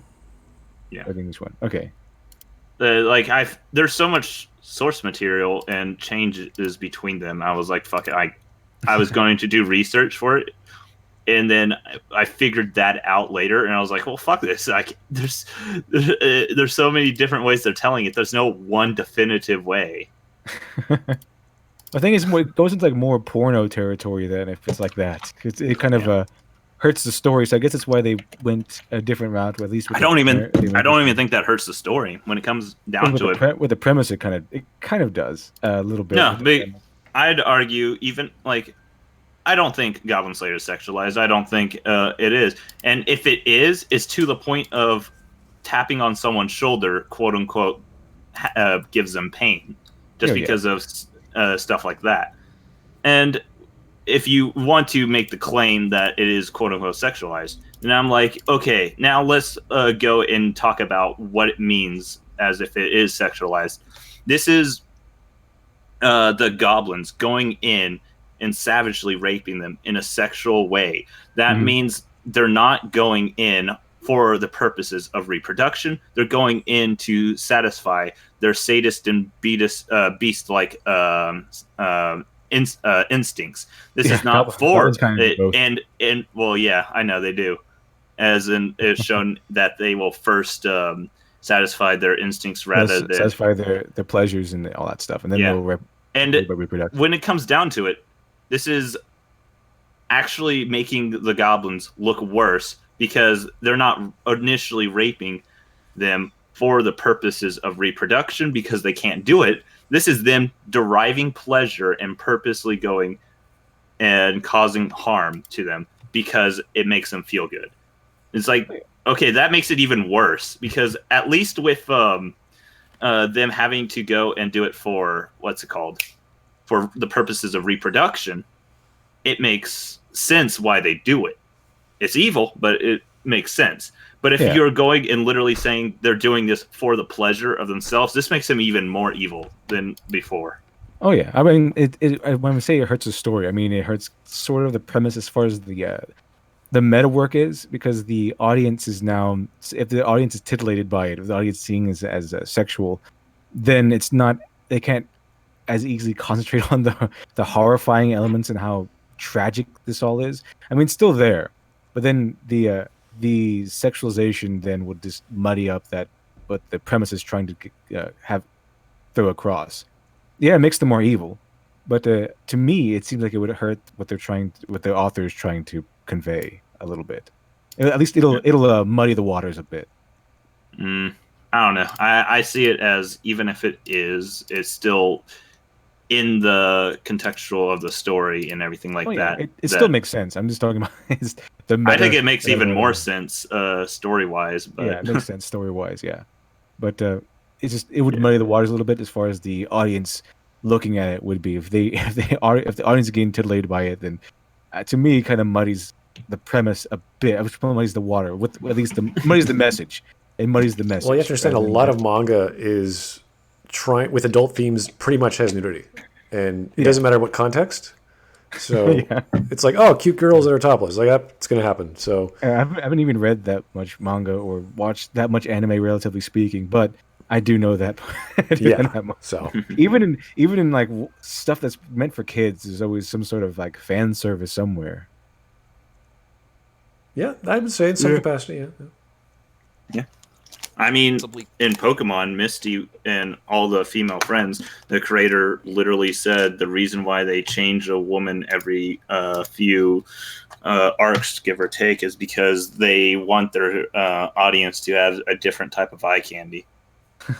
So even for little kids, literally the females inside there is just eye candy. Contorting her spine in order to present both her ass and titties to the reader simultaneously. This was drawn into this supposedly horrifying tone-setting scene explicit. Supposedly? Supposedly? Tone-setting scene. Okay, when we talk about tone, this is actually a commenter made in my previous video. I didn't talk about music. It's like we didn't have to because the argument from the other person was completely about visuals. But there's lighting, there's sound, there's dialogue, there's all these things that add to the scene to establish it as a scene of horror. Exactly. So it's like, how much more evidence do we need to put down? Supposedly. I mean, even if this were sexualized and presented as sexy, it would still be horrifying tone. It's not a pleasant scenario to be in. Even if it were done in a sexualized or sexy way, whatever you want to pronounce those. It's still, the tone is still horrifying either way. Okay? It's not supposedly horrifying. It is horrifying. Like, look at these faces. These goblins' faces are monstrous. It's not a good thing, guys. Just so you don't know, just in case you're interpreting incorrectly. It's like, okay, evil creatures raping and killing, right? Okay, we got that. It's horrifying, even if it's shown to the audience as sexy or sexualized. it's still horrifying. The tone is still a horrifying tone. It's still very dark. For the purpose of fan service. It's the definition of exploitative and a major black mark on a manga adaptation that has otherwise fantastic, moody artwork. Okay, manga apparently shows more than the anime. So how is that exploitative less or exploitative more than the manga? Yeah, I mean, it is a little bit exploitative. I mean, it's just exploiting your senses. Is the rape and the horrifying nature of the violence is supposed to exploit your sensibilities a little bit, but it's not that much. It's not like a cheap way. It's there. It's necessary for the premise to work, but it's not being over exploitative. Nothing in the anime so far has been anywhere near this overt, at least nothing that wasn't supposed to be fan service. Okay, so he's admitting the manga's worse. Yeah, I guess so. This is a very confusing argument. It's like it's not bad enough, but the manga's worse. It's worse. No, he hates the manga. He hates the show, but he loves the light novel because the light novel you don't really have pictures or what. If I don't remember. I'd have to look at the light novel. I think the light novel was literally just words, Which is and good. everything's being described rather than shown. Yeah, typical light novels are like that. Yeah. But there are a lot of questionable choices in how this scene in particular is shot and animated. And this is where I've got to actually break down the scenes, so if you're worried about it, you can either look away from the screen for a bit or skip to this timestamp if you don't feel like you need the explanation. There are 2 shots in this sequence that I think send the wrong message and dilute the intent of this scene. What's the message of a rape scene? The message here to me That is good. Goblins are evil.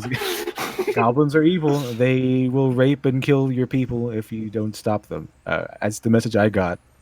I don't know what message Mother's Basement got. Yeah, this is just It's like a whisper in his ear. Rape it, girl.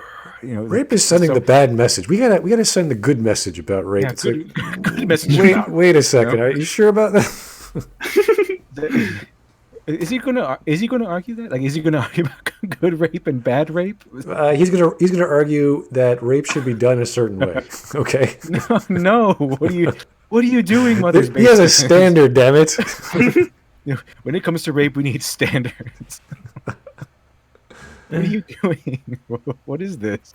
Assuming that the intent is, in fact, to disturb the audience and make us fear and hate the goblins. These shots leave way too little to the imagination to actually be frightening, which is a problem a lot of horror anime have. Okay, so What are you talking about? So because it's showing too much, it's not frightening, but it's too explicitive.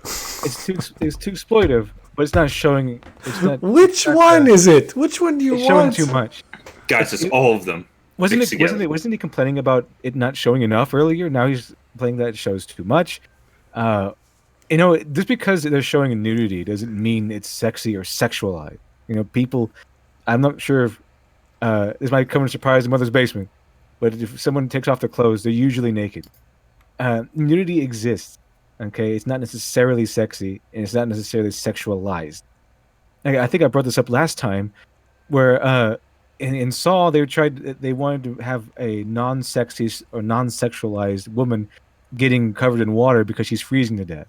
They wanted to cover her up with a T-shirt, but they said, "Well, that's actually that's too sexy." So they made her nude, and that actually eliminated the sexiness and the sexualization of the scene. Yeah, her nudity made it less sexy. There's lots of depictions in cinema of that effect where it's there to shock the audience, the same way violence is there to shock the audience. And nudity is a way to do that, but not partial nudity. Partial nudity is actually more seductive, more sexualized, because you're hiding things. You're making things mysterious and dark. There's a whole trope of the striptease and everything. Exactly, yeah. So, hey, can I ask something? Would you mind if I invited one of my friends, my podcast members? Yeah, I knew there was more than one. I wasn't sure who I was going to get. So sure, why not? Who's there? Yeah, I mean, I have literally like 17-ish podcast members. We just rotate. I'll give you the what's it called? The Discord ID real fast. Just go through my Discord, yeah, and I can... There. Alrighty. Da, da, da, da, da. How do I add them? You go friends, add friend, and then you type in that Discord ID. Da, da, da, da.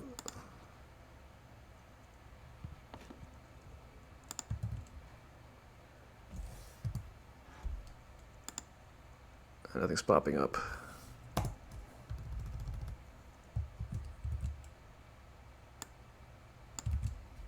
When you type it and click send request, it should say whether it worked or not. I'm not sure if there needs to be a space between it. Yeah, I was trying that. Didn't quite seem to work. It's one of those. Okay. Can I? Oh, wait, I can add. Okay. I can just do that. Testing. 1, 2, 3. Hello, hello. Are you there? Yep. Excellent. And who am I speaking to? Stuffy. Oh, you were in the chat. Hello, Stuffy. How's it going, buddy?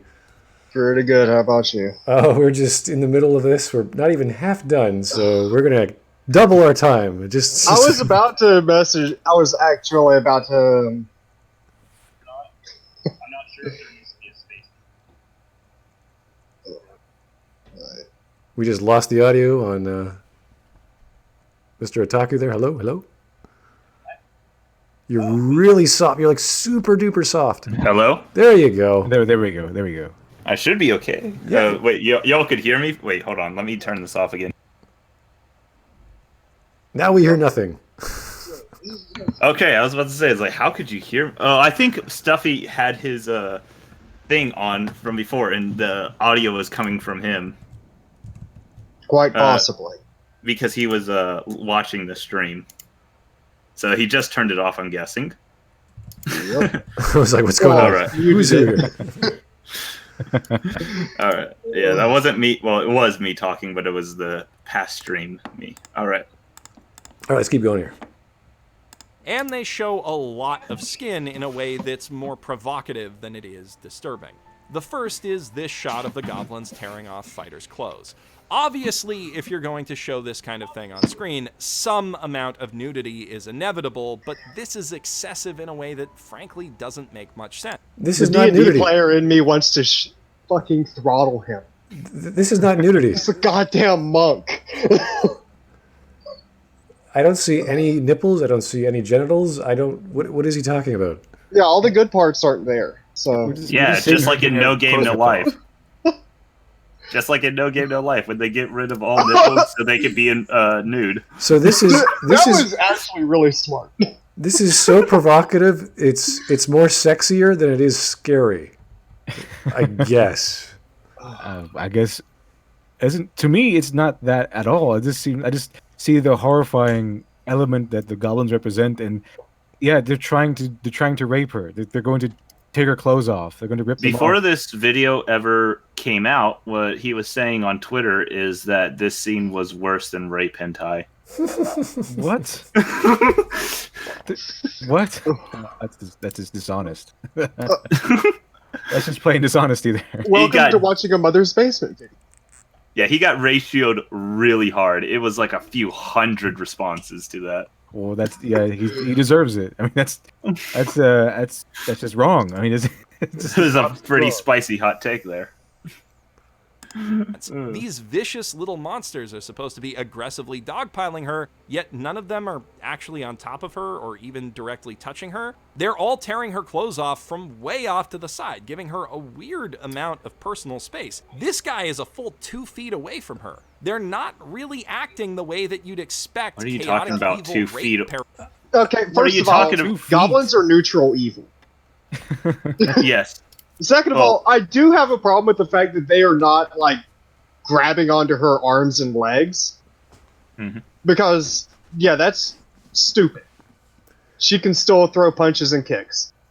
Yeah, but what is he talking about? A whole 2 feet? Literally, the goblin right there ripping it off is right next to her leg. His foot is almost touching her leg. Yeah. Every single one of these people almost has their foot touching her body. Yeah, the argument is that they're not close enough to her and because of that, we can see the scene better than we should. And therefore, yeah, but the way he is trying to say all this is as if he thinks clothes is literally just paper that you can tear off so easily. Like the reason why they're going and putting as much power and whatnot as them, because cloth is not easy to rip if there is no sharp objects or if there's no tear already in it. You actually have to put forward. She did previously just get bodied, so there's probably a few tears. And she's about to get bodied again. And her leg is broken, so it's... Yeah, like, really that's the only way they're able to get away with this. She's probably heavily concussed. Yeah. And it's just like they have for them to be pulling and all that shit with all that strength, that is the natural response that a body would do. So it gets really strange to think this is like, oh, they're doing this just to be sexual. It's like, no, cloth is not that easy to rip. They have to put their whole body into ripping the clothes. But yeah. Yeah, because they're also really small, so...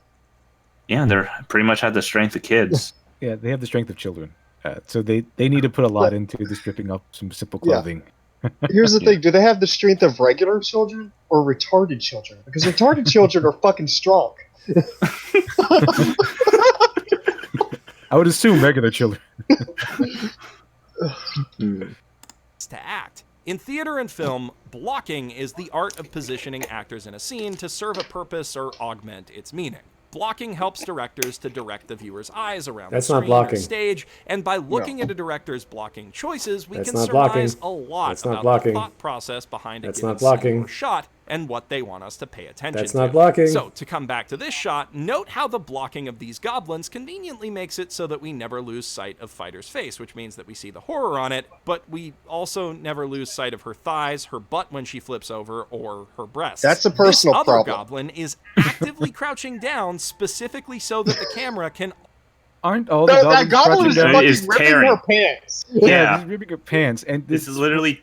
the goblins have to put their entire body into how they are doing it. But this is like... This is his argument. They're not on her close enough. They're not blocking the shot because we can see most of her skin. It's like, we can see her face. It's like, yeah, we want to see her face. We want to see what's going on. That's part of the point. We need to see how... We need to see what's going on. So, yeah, the camera angle might be a little weird. Yeah, the fact that the position's a little off is a little weird. But that's the point. We want to see what's going on. If there were all these objects in front of the camera, we'd be like, okay, what is really happening to her? Are they raping her? Are they tickling her? What's going on? Like it's stupid. They're tickling her. Very, very aggressive tickling. You can tell this is a first draft, or that's he's why she, just a high school dropout. It's why when they look away, she starts yelling. It's because she was tickled. Yeah, but. Always see her boobs in every frame over the top of his head. He even awkwardly rips her clothes away from himself when she turns in order to keep a thin strip of cloth over her crotch so that the show can show more skin. Yeah, that's called censoring. Are you kidding me? He just got done arguing that they're showing too much. Yeah, and it's Goblin okay. We have putting cloth over her so that we can see more skin. What about the other way around? He's putting cloth over her so that we don't see anything. The goblin's not really going in. Like, it depends. Which goblin is he talking? If he's talking about the bottom left one, it's not awkwardly going away. It's the goblin's literally putting his entire body into it. And after the initial rip, he just is ripping it with the rest of his arm. You know, technically, it's not even an awkward way. Technically speaking, you don't even need that goblin down there. They could have easily just removed that bottom goblin altogether if he really wanted to show us her body or whatever. Yeah. And then the other goblins could have just ripped off the rest of her clothing. We don't need that goblin at the bottom. I'm sure that there's standards in anime that if you... Yeah, it's probably for FDA reasons. There's a lot of standards. So as soon as you cross that line, you have to do... And plus, this is shown at 12:30 at night or 12 at night on weekends. And it was PG. Yeah. They had that goblin there to cover her up. Because this is not supposed to be sexualized or sexy. Well, it's more than that. They would have had to have either blacked it out or had a magic light beam. Right. Yeah. If that goblin wasn't there, because Japan's censorship policies are fucking weird. And everyone fucking hates those light beams.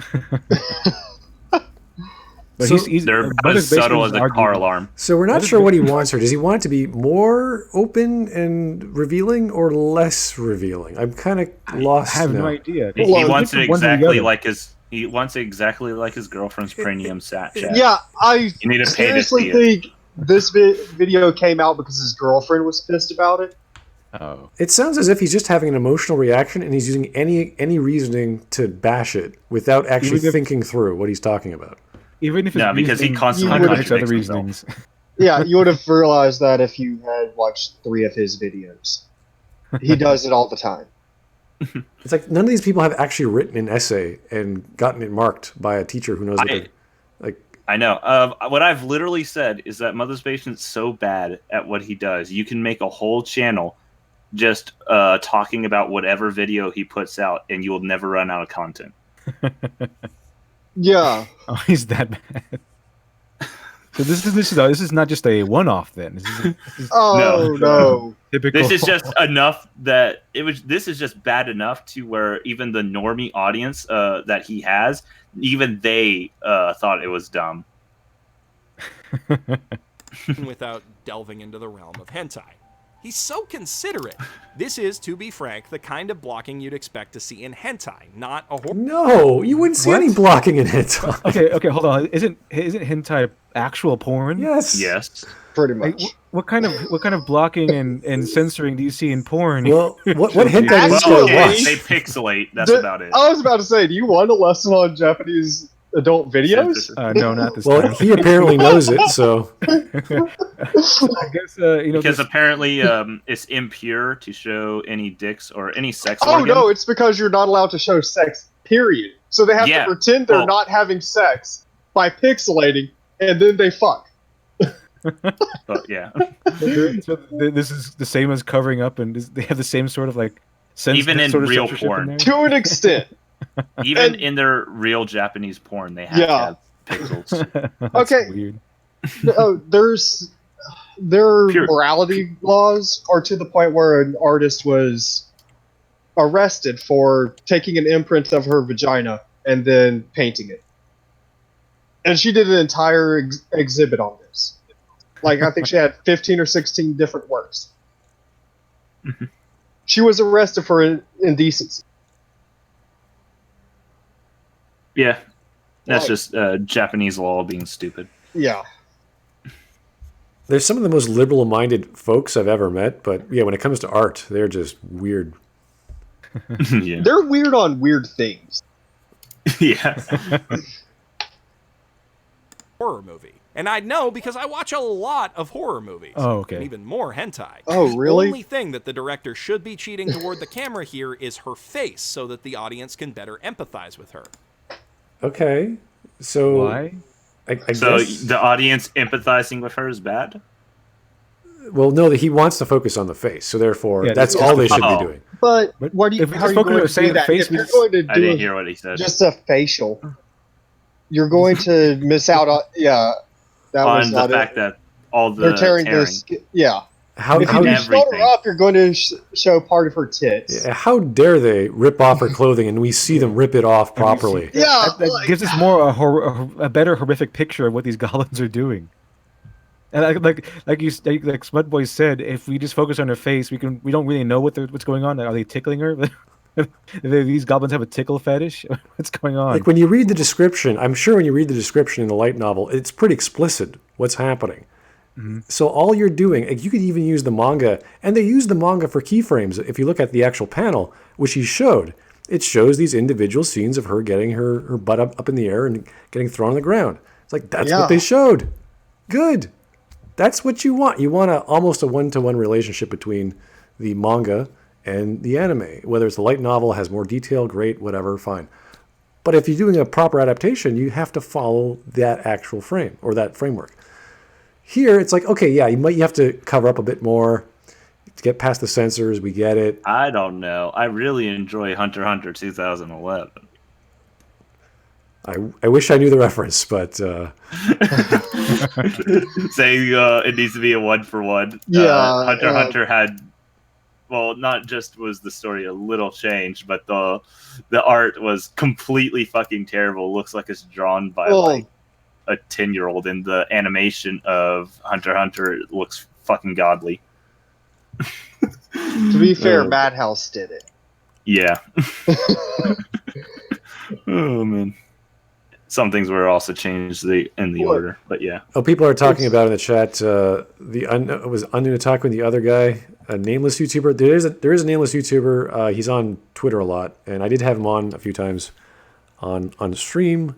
I haven't reached out to him in a while, but I get requests all the time, so I get people who really want to talk about certain topics. So unless he wants to directly come out to me, yeah, I could have asked for his opinion. That's true.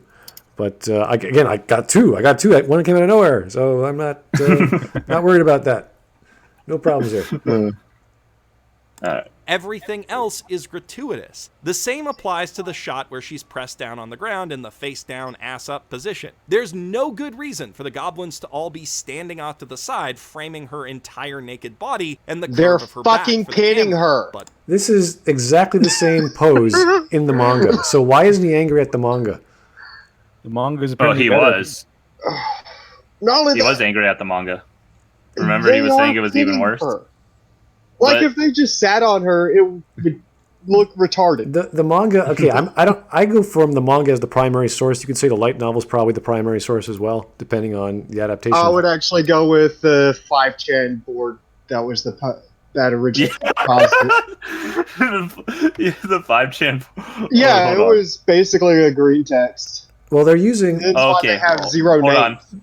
They're obviously using the frame from the manga, and if you don't like the manga, great. If you don't like the anime, then obviously you don't like the manga. Okay, cool.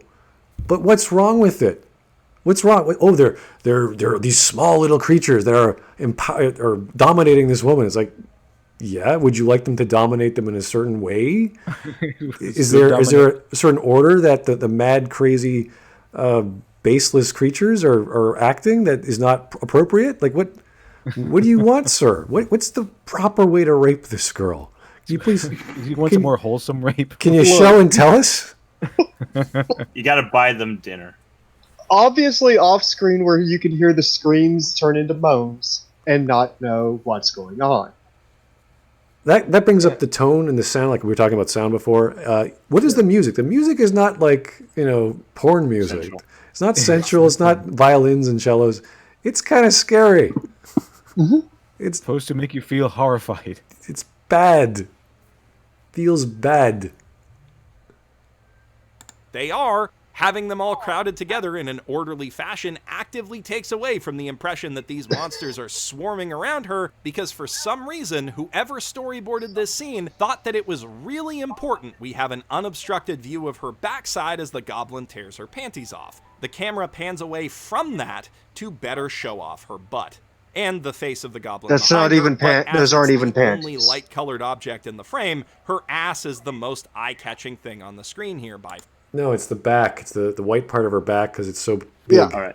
So the thing I linked you, if you want to put it on the screen, is I think Joe said there's a few things that people believe how Goblin Slayer started out, and he said he thinks this could be one of them, but he has other things like that. And you will see that they literally make the Goblin Slayer out of text. Yeah, it's like things and whatnot. It's a play by post. Yeah, but it's all in Japanese, so I can't read it. This is all ASCII art. Yeah, and near the bottom is where it shows Goblin Slayer come in. Wow, this is pretty amazing, actually. Yeah. I mean, there's a lot of them if you go on like 4chan. Yep. My favorite was the last one that happened for Christmas. So this is the town. This is the setting here. Oh, there he is. Okay. All right. That's an interesting way to start a comic book or a light novel. Just get a bunch of posts on a forum and just make some ASCII art and let's do it. Let's make a manga, guys. It was just a whole bunch of people contributing.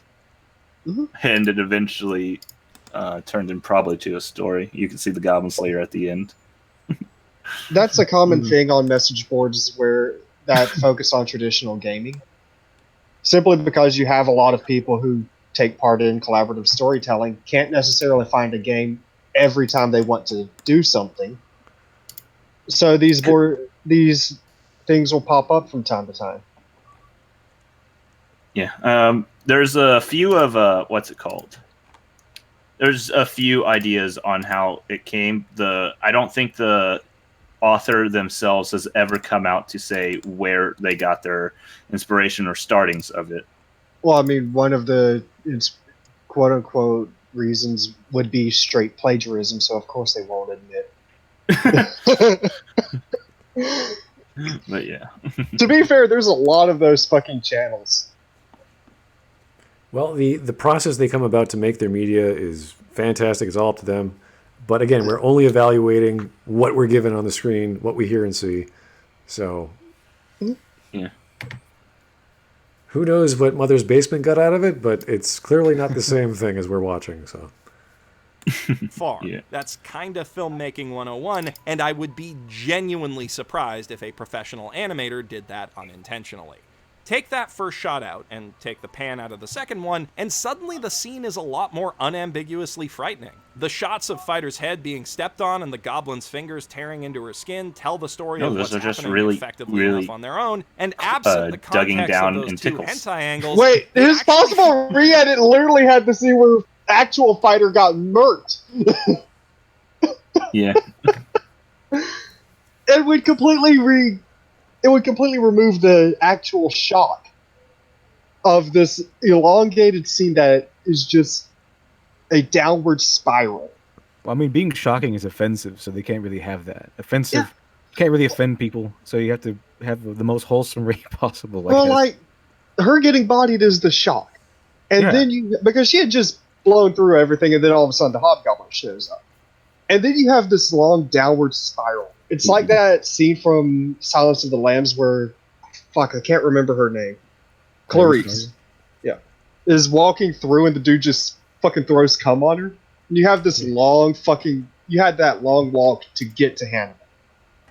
Yeah, when the guy just says, "I gave haircuts," Yeah. And like none He of doesn't the actually say shit that. phases her until she gets to Hannibal. Yeah. And that's kind of what this scene is all of these bad things are happening. It's meant to be horrific and jarring as possible. It's building up one at a time, getting worse and worse as it goes. It needs to be there. Like everything needs to be there that was there, and for some reason he wants more of it somehow. Like in his previous argument, I'm not really sure now what he's trying to argue for. Even when he's talking about psychopaths, he completely neglects the fact that she was sexually assaulted. She was also tortured repeatedly in various ways. This is really, according to what I haven't seen Psychopaths, but according to what he showed us, it seemed like she was caught by some serial killer sort of guy who took delight in torturing her and violating her in several different ways. This is just a bunch of wild animals. Because That's he kind of what popped. happened. Yeah. Okay, yeah. Because he popped under the system, and the system of Psychopaths. All you have to do is aim like a certain thing to them, and you can see if you're going to be a latent criminal or not. And the way to prevent crime is by killing them and just like, oh, you're a latent criminal, kill. Or locking done. them up. Or locking them up. But it's basically Minority Report. right. With really weird guns, yeah. Yeah. Yeah. And guns that can only shoot people that have a latency so that it doesn't misfire and hit someone else. So although that gets to be a plot point. I'm trying to remember later. another movie because it literally is just two different movies mixed together because you have the Stop Future Crime from Minority Report. Mhm.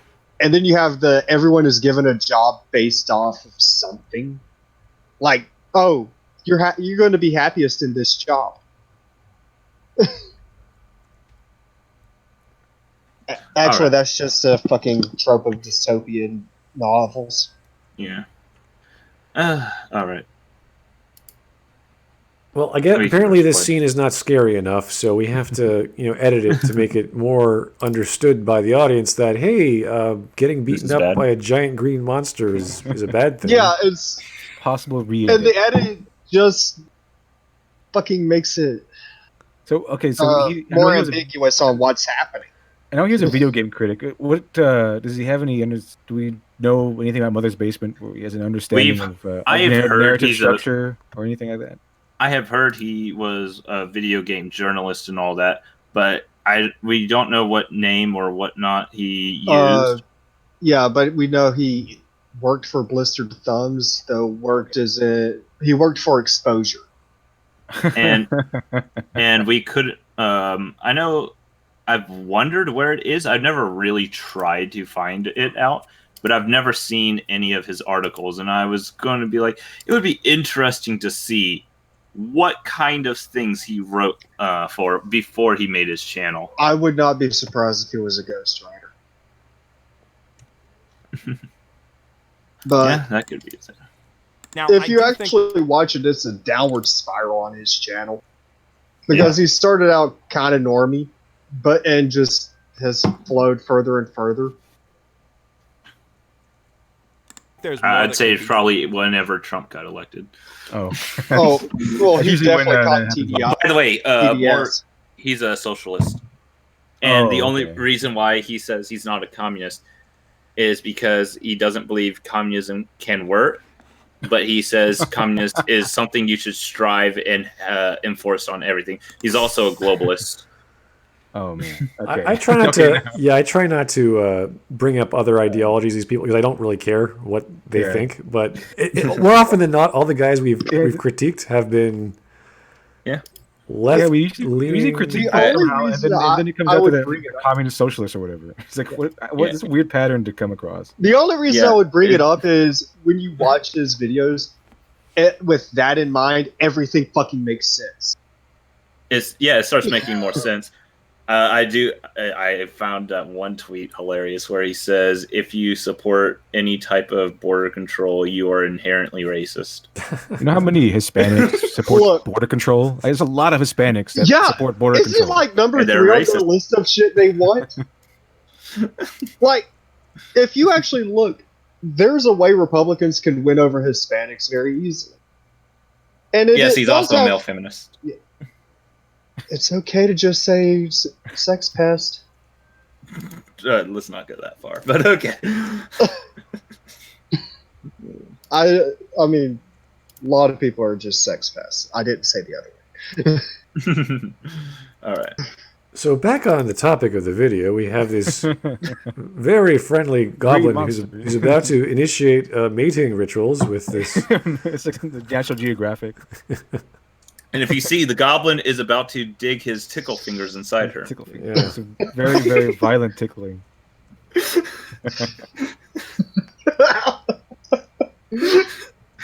Wait, is he still on the possible re-edit? Because, like, this is... Okay. We'll find out. This is either too much or too little. We're not sure yet, but we'll find out. See. Yeah. done to increase the horror factor here, like having the goblins swarm more violently and chaotically and using more creative angles. But I'm not going to turn this into a whole video essay on effective horror camera work. That's not the point. The point is... Okay, so his horror video was terrible. They literally cannot get away with much more than they did. Oh man, that freaking horror video was just flat out terrible. I know Urban the Myth made a giant video pretty much saying you don't know shit. Okay, so he's sort of disregarding the argument for horror. So it's not horror. We're not going to talk about horror. We're going to talk about the sexuality or the degeneracy of, or lack thereof. We're not sure yet of this scene. We're still a little up in the air. What's going on here? What does he want? Like a rushing, surging ocean of goblins to come I don't swarm? know. We don't know yet. We don't know what he's getting at. We have to find out. He wants them them being a to be. swarm. It's about He them wants being- them to be deeper, but at the same time not deeper because he wants them to be just clueless and swarming and unorganized and everything like that. Goblins they're dumb, but they're not foolish. That's what that's what the motto is. Yeah, They they aren't are smart actually as- a but they're not as very smart as- collectivist society. They're really good with organization. That's one of the things that they excel at, and because they have to. If And they can did learn. it, they They can wouldn't learn be things. able to pull off pretty much anything. This right here is bad filmmaking, in part because it's gratuitous and excessive, in part because it's exploitative and cheaply written. Okay, why? Okay, he gave up 4 definitions, My God. half of What which are you he trying just to say here? half of which he just argued against because we don't know why. He's just saying words. Like, it's exploitative. Tell me why. And why is that a Because I bad could thing? point to, yeah. I mean, Black Dynamite's exploitative. It's fucked, and it's one of the greatest movies ever. It's a rape scene, buddy. Like it's exploitative. Oh, really? Wow, I didn't see that coming. Wow, that must be a bad thing for you to go through. Is the rape not rapey enough? What Yeah, flavor of rape today, Yeah, sir? I'm pretty sure that it just reminds didn't me last of, long enough for him to finish. That reminds me of freaking what's it called? A lot of people were saying sexualizing rape is inherently bad writing, no matter what. In my video, I heard that too. It's and I inherently was bad. like, then what the fuck are you talking about when in Berserk with the rape of Casca? It's like it was as sexual as it could be because Casca wanted Griffith and all that shit. It's just she got everything she wanted, but at the same time, not how it was because it was it was actual rape, and it was her pretty much just hugging and wanting to have been with Griffith as he's fucking her in the power of the demon. And I would argue in the symbolic way that it could actually be worse if it wasn't. Honestly, the most disturbing rape in anime is that because there's so much going on there that it's just super fucked. Like, as soon as she and Guts got together, she no longer cared about being with Griffith. And then you look at it from you're seeing it from Guts' perspective. And it's your best friend is fucking your girl, not with her consent, and she's into it. And you just lost your eye. You're about to rip off your fucking arm. Drawing it. It's also why Gus is a giga cuck. I'm pretty sure that it seems to me that Mother's Basement has not encountered things like anything, or pretty much anything produced by the Lone Wolf and Cub author. He has several series, not only just Lone Wolf and Cub, but he has the Assassins something where it goes over the historical relationship between Hattori Hanzo and with the guy who would later become Tokugawa Ieyasu. And in several of his works, there are instances where women are raped, and then they fall in love with their rapist. And they're not even bad guys sometimes. Like the Hattori Hanzo rapes a woman, and then she falls in love with him, and that's how they get together. So I wonder if he's encountered these other works out there that are considered classics and things. Also, even in non-fiction Japanese works, there are major historical accounts, especially considering the politics between the during the Edo period, during the revolution. Oh yeah, if you kill the husband, you have to take care of the wife and kids. No, there was one. It caused a big conflict between I forget what they're called. The Shinsengumi. There was a big conflict where they had a bunch of the lower commanders assassinated one of the higher ups because he was so I'm not sure he was evil. I'm not sure if he was evil. You call him evil, but he was very rowdy. He's very trouble. He made a lot of trouble. And one of the things he did was rape someone's wife, and she actually ran away from her husband to be with her rapist. And that's one of the big things that actually caused them to go that far as to assassinate him. So it actually happens in historical contexts too. This is a strange thing that happens in Japan, but it happens in Japan. So I'm not really sure if Mother's Basement has encountered these sorts of elements of Japanese writing. Well, that would I'm not be an nearly as uncommon bad. thing in even European history. Like, if you invaded and won, you probably are going to rape some people. Oh yeah, probably. I mean, But there was also a lot of fucking laws against it. It just doesn't matter once you've won. Like, no, history up until the early 1900s, might makes right was 90% of the laws. Yeah. I think we forgot what Mother's Basement was just talking about, but let's go back a few Yeah, seconds. I was trying to think that as well. I was like, what is being talked about on the screen? He does jump around in each sentence, so it's kind of hard to follow. But Oh, it's hilarious. You can just talk over it because he'll repeat himself in about 5 minutes. Say on effective horror camera work. That's Oh, not yeah. the point. Saying The this point wasn't is, good horror. This right here is bad filmmaking. In part because it's gratuitous and excessive, in part because it's exploitative and cheaply written, but mostly because it muddies the intent of the scene and makes it less frightening. It could be... How does it muddy the intent of the scene? The intent of the scene is to make the goblins horrific, frightening creatures that are immoral and irredeemable. It it's does also that perfectly fine.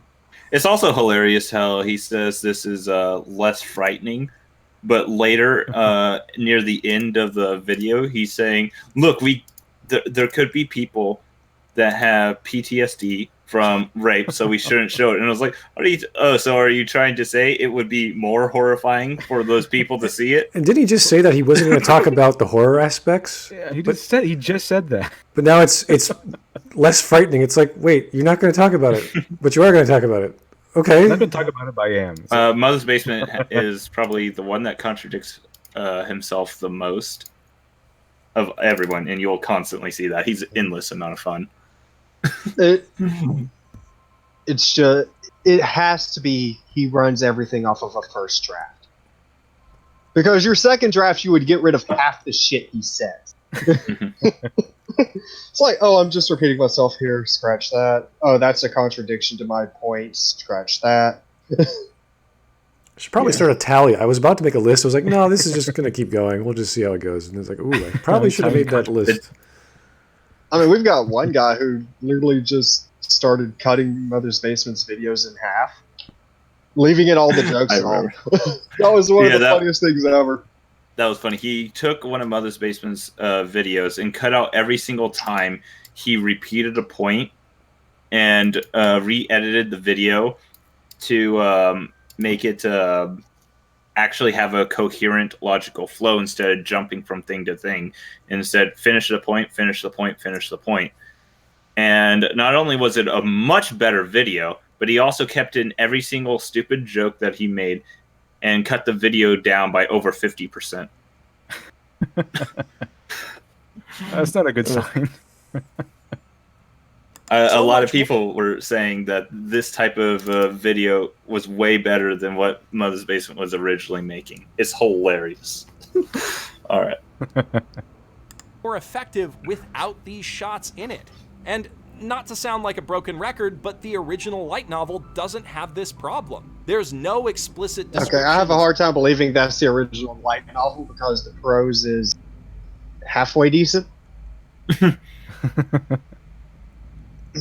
Well, I mean, of course, the light novel, if it's just prose, isn't going to be triggering him the way the show does because it doesn't seem to have any visuals. You can, where prose is more, you can imagine almost whatever you want as long as it's in the context of the wording. The visuals are different. It's completely different because they're visuals.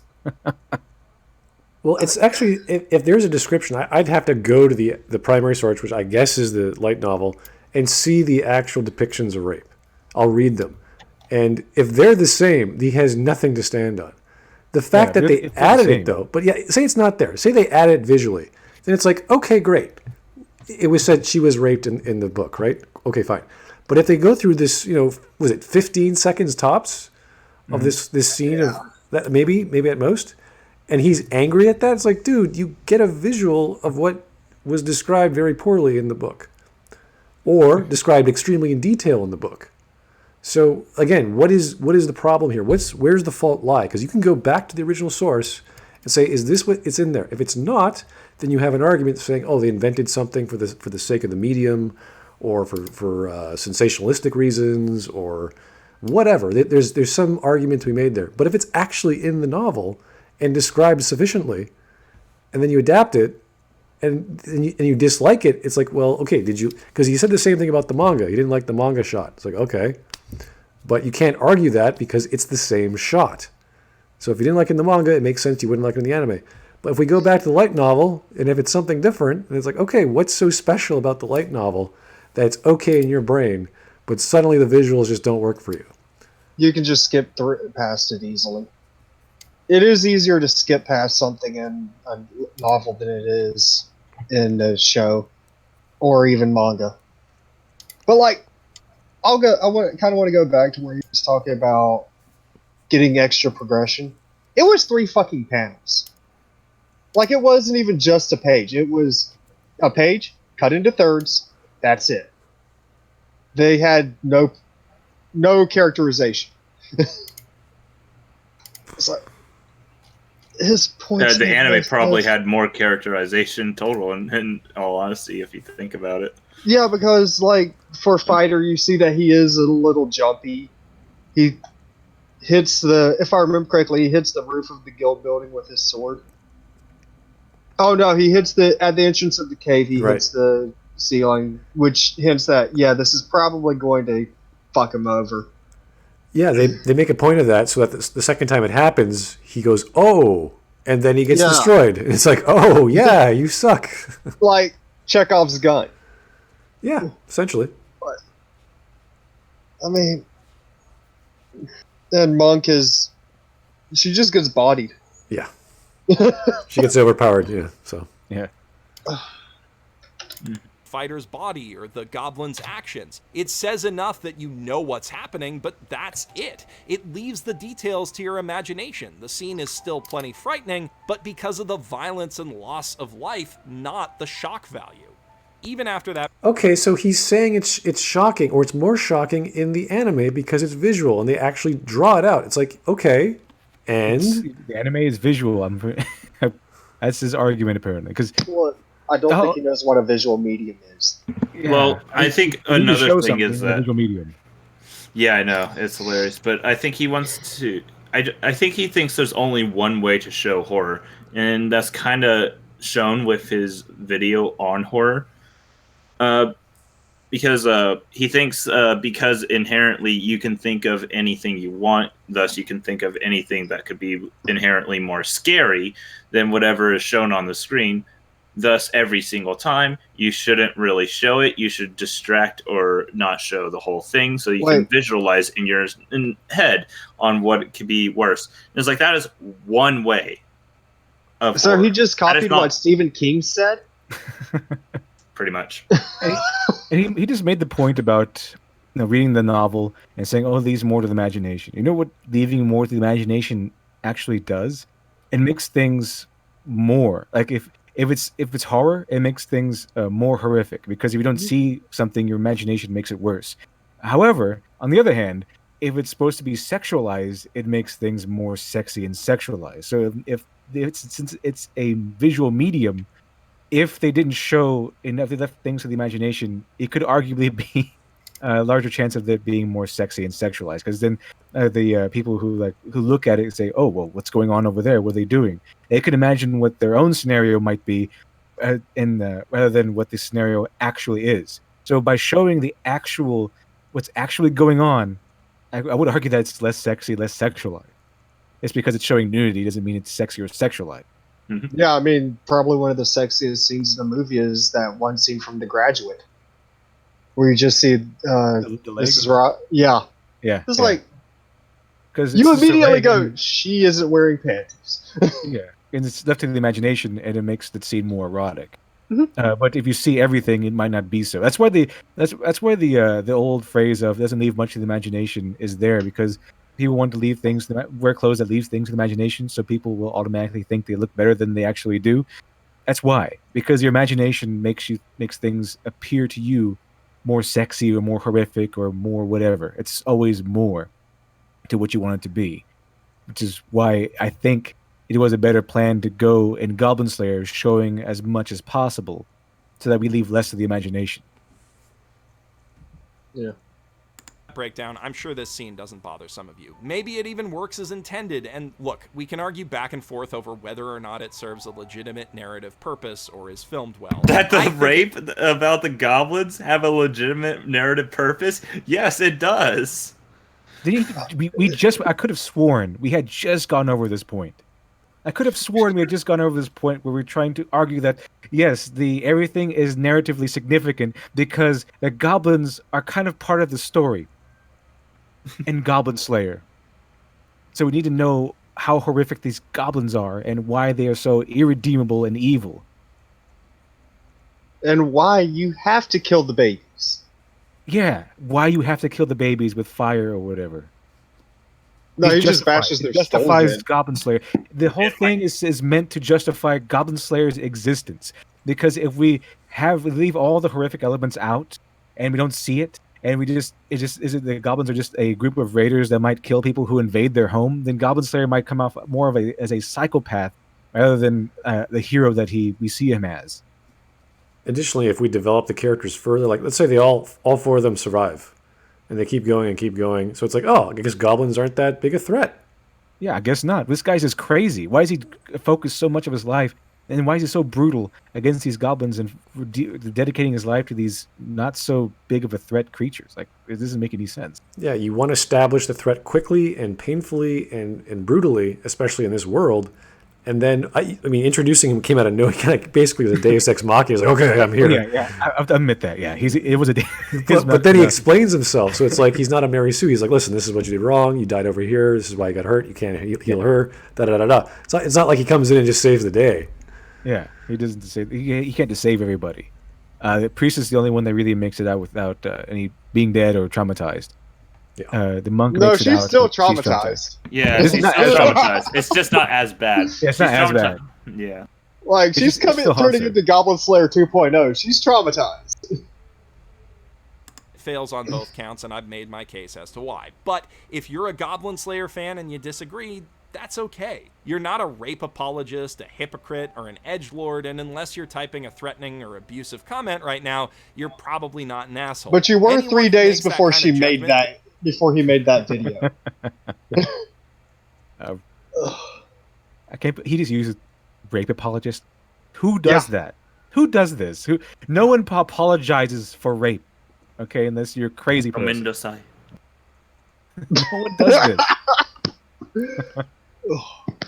Goblin Slayer is not excusing rape. You know, the rapists are horribly, brutally murdered, and the whole point is to be happy that they're horribly and brutally murdered. The show is literally saying rape is bad. Yeah, it's Goblin Slayer, and the goblins are the one that's raping, and the Goblin Slayer is the main character. In fact, he's in the title. So his whole focus is to kill goblins in any way possible, no matter how cruel the tactics. Even Literally the adventurers are like, you should probably lighten up.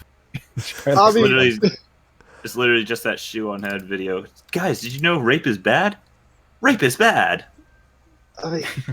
He does throw all the goblins in an oven one time. I don't remember that, but that sounds awesome. That seems like something he'd do. He more of turns a tree into an oven. Oh yeah. Okay, yeah. That's amazing. Yeah. That was great. I like that. Into an oven and also have them unable to breathe. Maybe there's some particles in the air forcing them not to breathe. He really does a lot of really bad things to kill them. The time he just makes a dust explosion with flour. Yeah, to kill that eye thing. I think what's it called? A beholder. I think it's called a beholder. Yeah. Mm-hmm. Yeah. We can keep going. Based on the anime that you like needs to get their head out of their asses. That said, there is still a reason that even you, as a person who really loves Goblin Slayer and just wants to see it build up a huge fandom, as someone who's upset to see me make a video that might... Hold on. I want to pay attention to what he's saying because I want to get a tweet out right after this. Discourage my audience from getting into it, should still be concerned about the presentation of this scene. Because it's not just a matter of taste or fortitude, it's a matter of accessibility. The way Goblin Slayer handles sexual assault has already made a huge chunk of people decide not to watch it, and while some are... Well, okay, this wasn't where I thought it was going, but this is stupid of a point because when it looked at the map of what everyone was watching currently that season, every single state in all of America, the number one anime that was being watched on Crunchyroll servers was Goblin Slayer. Yeah, but this is Trump's America, so we were obviously just so racist. Trump's America. After this video was made, a little after this, a whole report came out showing almost every single country, everywhere. The number one thing was Goblin Slayer, and even if it wasn't the number one thing, Goblin Slayer in some the states of the other countries or whatever the fuck it's called for them, it was still the majority of the country. There was in America, it was literally all 50 states. Everyone was tuning in to watch Goblin Slayer. This is literally saying, look, because there is a small section of people that stopped watching, thus Goblin Slayer is doing bad. And it's like, no, if you really look at this, like, he's making these assumptions off of no evidence. He's just thinking, oh, there's outrage. Thus, every single person that found outrage with it stopped watching. And he believes the outrage is way bigger than what it actually was. I mean, it's the same 200 crazy people and their 10 alt accounts. Yeah, pretty much. All right. Simply offended by the content and presentation, which is still, to be crystal clear, a perfectly valid reason to dislike a show. Others have a bigger problem. PTSD, or post-traumatic stress disorder, is a medical condition that can cause victims to suffer anxiety attacks or emotional breakdowns when reminded of traumatic events. Depictions of similar events in film... Hey, here's an idea. Stop watching the show. I got one better. The show was considered TV PG. You cut off. The show was considered TV PG by Crunchyroll. Oh, yeah, that was hilarious. I was like, I'm willing to go. Okay, I could see where if you had any traumatic issues, you shouldn't watch this show. I also believe you shouldn't show this show to someone under like the age of 10. And I also think we shouldn't cater our entire audience because someone may have gone to may have gotten PTSD from something and they get it triggered. Yeah. Like, no, this show should have been like TVMA. Like, it was far enough along where I could sit there and go, yeah, maybe this is meant for adults. And then it turns into a slice of life. I think it should be just 13, but you know. Yeah. Well, again, with anime and manga, there's something for everyone. This was shown in Japan at the right time on weekends, and it got picked up by Crunchyroll. Whatever they did with their rating system is up to them, and clearly that's another story. But he's talking about PTSD. It's like, why are we delving into that? What does that have to do with anime? Because it's more they scary. think Higgs out. Guess who's in the chat right now? Apparently, no idea. Vosh is in the chat. Oh, that's nice. Hello, Vosh. Who? Oh man, that would be fantastic. Vosh is a guy who has shown us repeatedly over an hour and a half video that he has no idea what narrative structure, characterization, or anything like that is. So he's very entertaining. He's a clown with no substance as far as narrative structure goes, or knowing what characterization is, but no, not much more than that. For what video? He covered my SJW video, and it was incredibly hilarious because You mean the one where you're talking about Mary Sue's and how it was funny. I was about to say, is it the one where you're talking about new Marvel? The one that stood out, the one definition was narrative correctness, and we sat there for a good hour going, "What the heck does that even mean?" Nothing. It means absolutely nothing. It's just something he deliberately made up, kind of like Ray's flaws. Made those up too. Just pull them out of nowhere. it was a lot of. Even now, I'm actually taking apart the video itself just to do my own edit, just because there's so like I'd say about we kept saying this. Well, I kept saying this throughout the video. 80% of it was just off, and the majority of it, I don't know, 90, 95 was just an act and exaggeration, which is you can That's what it exaggerate. seems like, because a lot of the points he got angry on, we actually agreed on. He just didn't notice. Yeah, and he stopped your video, then debated against that point, and then LiteratureDevil continues, and he just agrees with Vosh, and then Vosh makes up another excuse. It shattered the narrative he was trying to build up. Yeah, it was very strange. We're Like the only definition I apparently have for Mary Sue, it's a woman, and I'm talking about Wesley Crusher. Oops. Oh man. Well, I mean, Gary Stu exists for a reason. yeah, but then he started saying that Picard was a Mary Sue. We're like, whoa, where are you going with this? It was a very odd. Anyway, we're not talking about Vosh right now. We're talking about Goblin Slayer, guys. Let's focus on Goblin Slayer. So PTSD. I don't know where that's coming from. You can make the same argument for any kind of genre, any medium. Say, hey, this is a horrible, violent scene in this video game. Don't watch Fire Force if you have PTSD from a fucking fire. There you go. See, don't Probably a good idea to keep in mind. Yeah. makes things simpler, right? There we go. Everyone wants. It just looks like the chat is nothing but debate Bosch. Well, Don't watch Demon Slayer if your family was brutally murdered. Oh, yeah. Probably a good idea too. I mean, I think if anything, we should at least finish up the video, and then y'all can decide whether or not to debate them. we'll cross that bridge when we come to it. But let's actually, we have 5 minutes left, guys. I We think have 5 minutes left. Mother's Basement is more than enough to chew on for another hour, so we can get through this before then. Yeah. PTSD. Here we go. Particular, since the inclusion of sound and motion makes it much more vivid and intense, have a higher chance of triggering these reactions. About 5% of adults in America suffer from PTSD, and alongside military experience... Isn't one of the arguments for movies is that the subjective one, if it makes me feel something, it's good? You know, that's the point. That's the point of movies, Well, or not whatever. just that. PTSD is a lot harder to trigger than he seems to.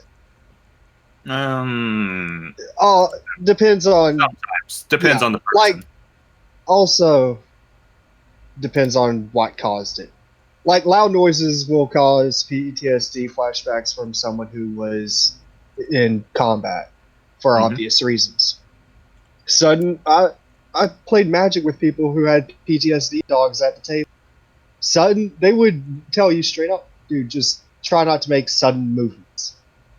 Like, it's weird sometimes what will trigger it, but usually a cartoon is not going to do it. All right. Walking alone at night might do it. All right. and car accidents, sexual assault is one of the leading causes. So a significant number of people cannot sit through episode 1 of Goblin Slayer without risking a severe traumatic reaction. Okay. You got super chat. You got super So, chat. like, okay, what? Here's $5 because Vosh is a hack. There you go. Oh, that's not nice. Come on. It's a little mean there. That's not nice to Vosh. Come on, be nice to Vosh. If he's here, you be nice to the guy. And this kind of just boils down to entitlement. Is saying how because there's people that have PTSD, thus they can't watch it. It has to cater to them, and I'm like, okay, there's no narrative reason why it should be changed. There's no reason of it being bad in the storytelling setting that it should be changed. His ultimate argument. I'm actually kind of interested in his percentage. 5% sounds pretty high. Yeah. Like 330 plus million. And I think a lot of those percentages can't even watch it. I don't think they have. I don't think they have TV in prisons. But you have to share it, I think. Well, that's sexual assault. This whole statement is just it's such a non sequitur. It's like, hey, you know what? There's people in China who are starving, and you're not catering to them because they can't watch your show. It's like, what do you want me to do? Make a show about food? Like, are they going to watch it? There's people in America who are starving too. Like, you don't want to do a non sequitur because that just starts a circular argument. Yeah, it's such a weird entitleistic argument, and that's why when we say this whole thing is literally dumbing down on the extremes so that everyone can watch it. But if you dumb down the extremes, you can't enjoy it nearly as much as. Oh no, we lost our gentleman. Well, anyway, the topic was PTSD and catering to people and having this completely unrelated group associated with your content. Okay, Makes I no don't sense. know what happened There there. he's back. You are back, sir. Hello. All right, I'm back. What was the last thing y'all heard? Oh, I was talking about PTSD and how it's unrelated to this genre or this story, and you're not supposed to cater to everyone. You're supposed to cater to a specific type of audience when you do any kind of work. Yes, and that's what I was trying to say. It's like if you go away from the extremes or whatnot, it was like you're taking away like how much someone can resonate with a work, rather than dumbing it down for everyone, but not as many people resonate as strongly as you do. It's why I am very pro niche, and it's like, hey, there's certain people that love this one thing. You shouldn't dumb it down for the wider audience to make them unable to enjoy it as much. Well, not just that.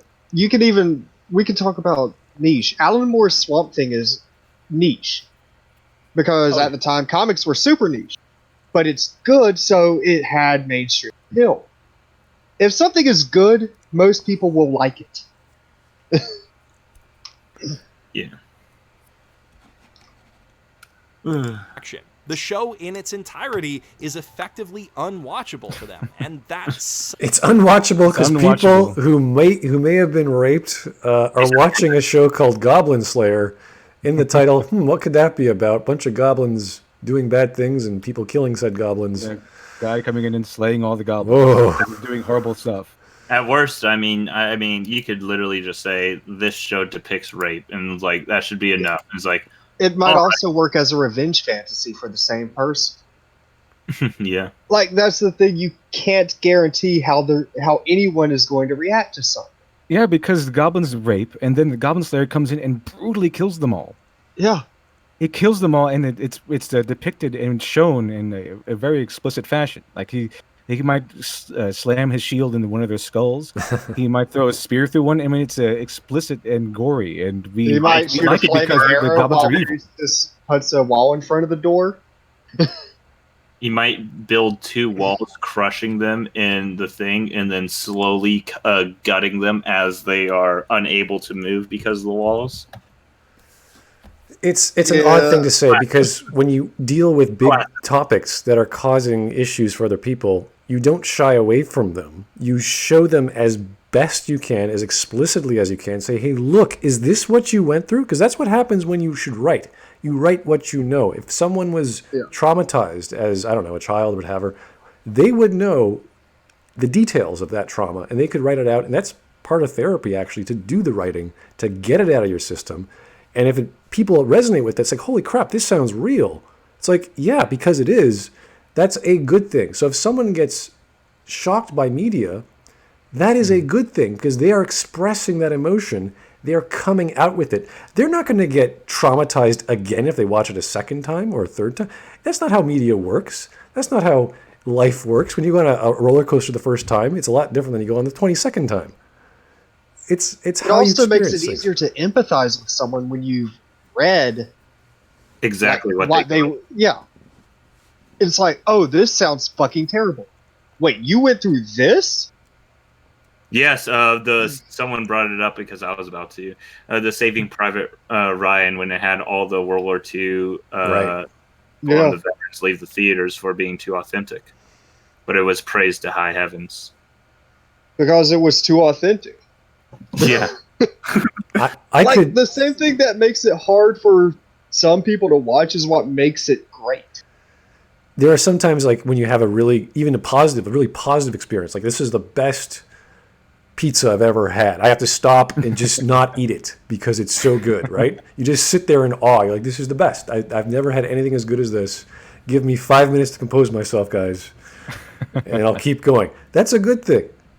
It's cathartic. It makes you express yourself that a way that you weren't expecting because it was so good, or any emotion. Because it's make believe. It's not real. Your brain goes, oh, wait a second, I'm not being raped. This is something else. Oh, wait, the rapists are being killed off. That's a good thing, I think. Yes, that's a good thing. Okay. So this whole argument is silly.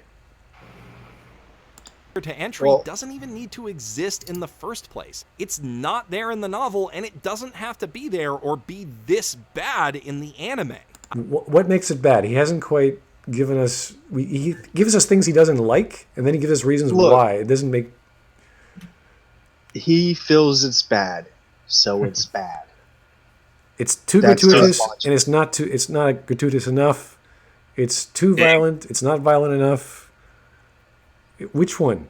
Just give us one, and then we'll say, okay, which is too much or too little? Which scene? And we'll zero in on it. He zeroed in on the scene with the goblins not being huddled around her enough. Dude, it's always the positioning with the goblins. It's strange. It's a strange argument. I mean, I get what he's trying to say, but it's like, is this really your argument that the rape is not rapey enough? It's the hill he's going to die on. I still find it hilarious when if you look at the last person y'all covered, and he's talked about the goblins digging their nails into her, and then Mother's Basement shows that in his re-edit. So like these people can't even decide on which parts are quote unquote sexualized to the point that they can or can't show it.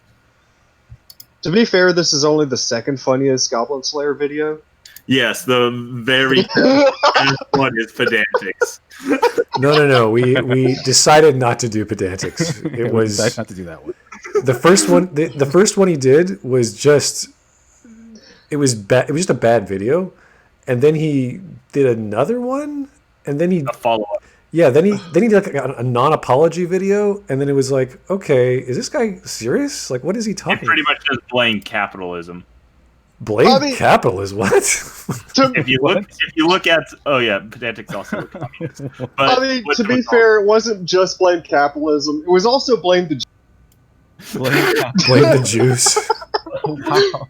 What? if you look at some of the reasoning, it's saying how YouTube wanted that algorithm. I had to do a video about Goblin Slayer. I had to do all this stuff, and then it pretty much In which I. that she just starts blaming capitalism for making that video. Blaming capitalism. It's all Yeah, capitalism's fault. blame capitalism for the video where you compared Jews to rapists. It's all Adam Smith's fault. The Japanese. What were we thinking?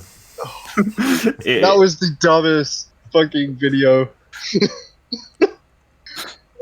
But it did enlighten me to J.K. Rowling's feelings on the. I've known J.K. Rowling way before that video. That was open and shut case. If you want to say J.K. Rowling's depiction of goblins or Jews, and it's like, yeah, I could definitely. Yeah, everyone can see that. They run the banks.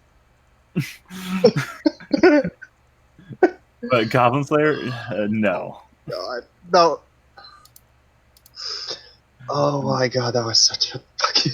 All right. Well, we may consider it. I haven't seen it all. I just saw the first 2 minutes, and I thought this is dumb. This is not worth. Oh, it's horribly dumb. Yeah, like But this is at least like It- Mother's Basement has some points, but it's just back and forth, and you're like, what? No, where do you Kind of just? switches things up Okay, a little.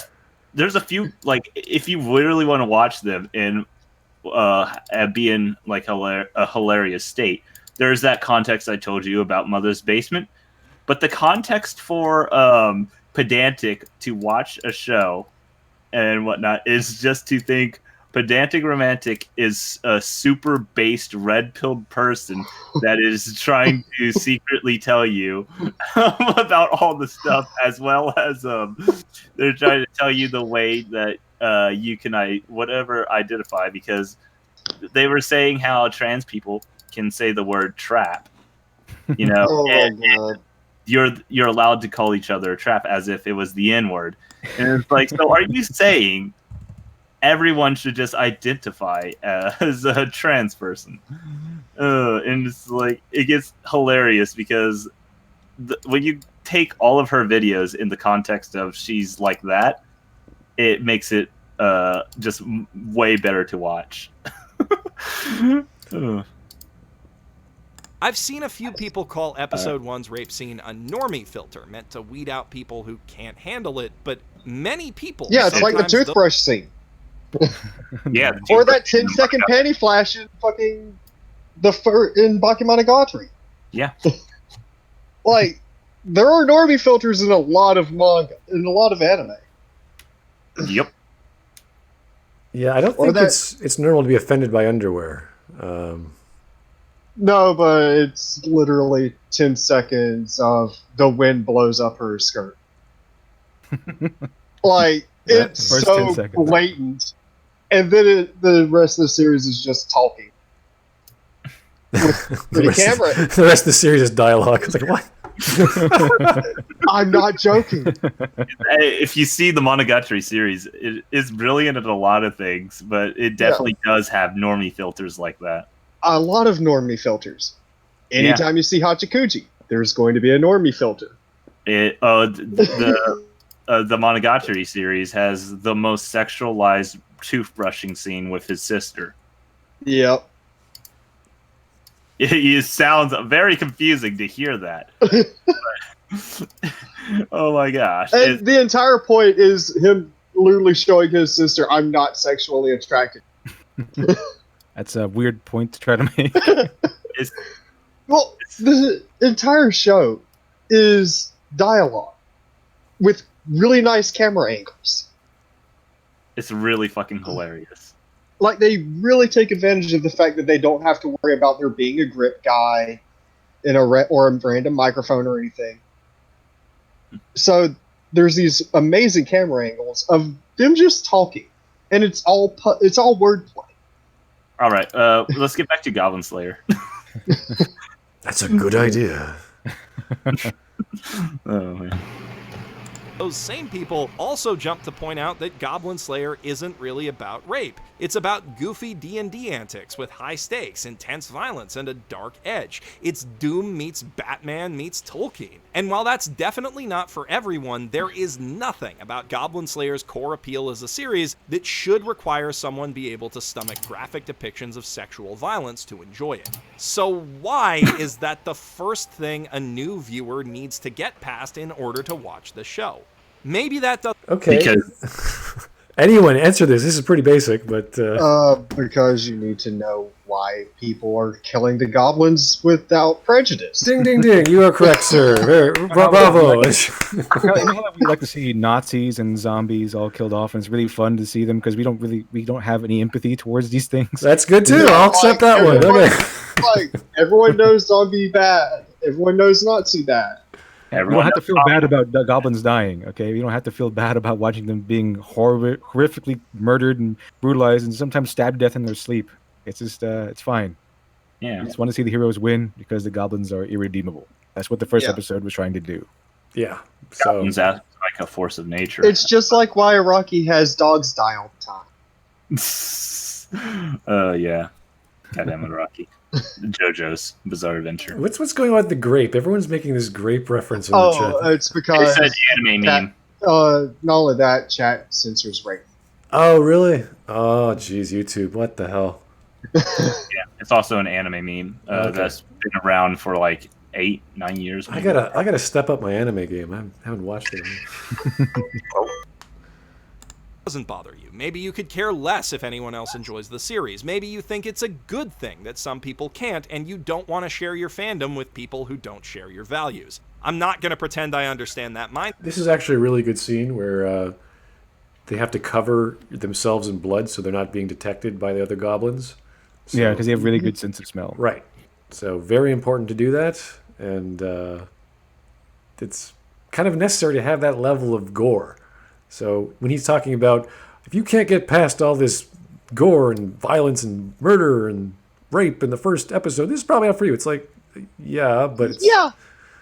it's No, they- I mean, if we look at episode 11, it literally shows the goblins kidnapped a whole bunch of women and put them on shields completely naked and spread eagle so that if you were to fight these goblins, you would have to stab through other women Yeah. to get to them. So it's like No, there's still more like this inside the later episodes. We literally see another person completely tied up, beaten, almost begging to die. But Oh yeah, and that time that we see them using women as arrow targets. mm-hmm. Like, Like, no, it's literally to sit there and go, yeah, these things are fucking evil. yeah, it's like to say this stuff doesn't happen later on in the series is just wrong because it still does happen. But yeah. But it is what it is. That said, if you do think that way, maybe stop going on Twitter tirades against people who criticize the show. Also, wasn't that scene right after Elvin Archer sees the elf girl that had just gotten heavily raped? Like, Yeah. that's what? That was what, like 30 seconds of her stabbing the same body? Mm-hmm. Yeah. Like, it's just showed, no, after you see what they do, there's no going back. Yeah, okay. There's this one thing right here where he literally just said, I'm not going to pretend to understand why you don't want people that think differently to not enjoy the same things you enjoy. And it's like, you're fucking lying. You know that if people accepted that on a wide scale, he would be the first one to be kicked out of the fandom. He would be probably one of the first people to be kicked out. So he just really doesn't want to. But if you look at it, you know why this line comes up is because he literally just said, maybe stop going on Twitter tirades about someone criticizing a show. and it's what's it called? It's a little nudge against what happened on Twitter. I mean, yeah, he's doing both you and the people you don't want to watch the show a favor. But for the rest of you out there, the hardcore Goblin Slayer fans who just want to see the community around the series grow, want it to be recognized for its better qualities, and want it to make a lot of money so that more of the series gets adapted and more shows like it get made, please, don't let defending this one scene be the hill that you die on. Instead... Does that sound like it's a subjective take? Defending the scene.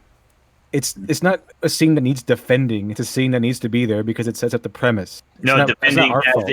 Defending as in the sense of Mother's Basement says it is bad for all the stuff, and then us talking and saying no, it's not is defending.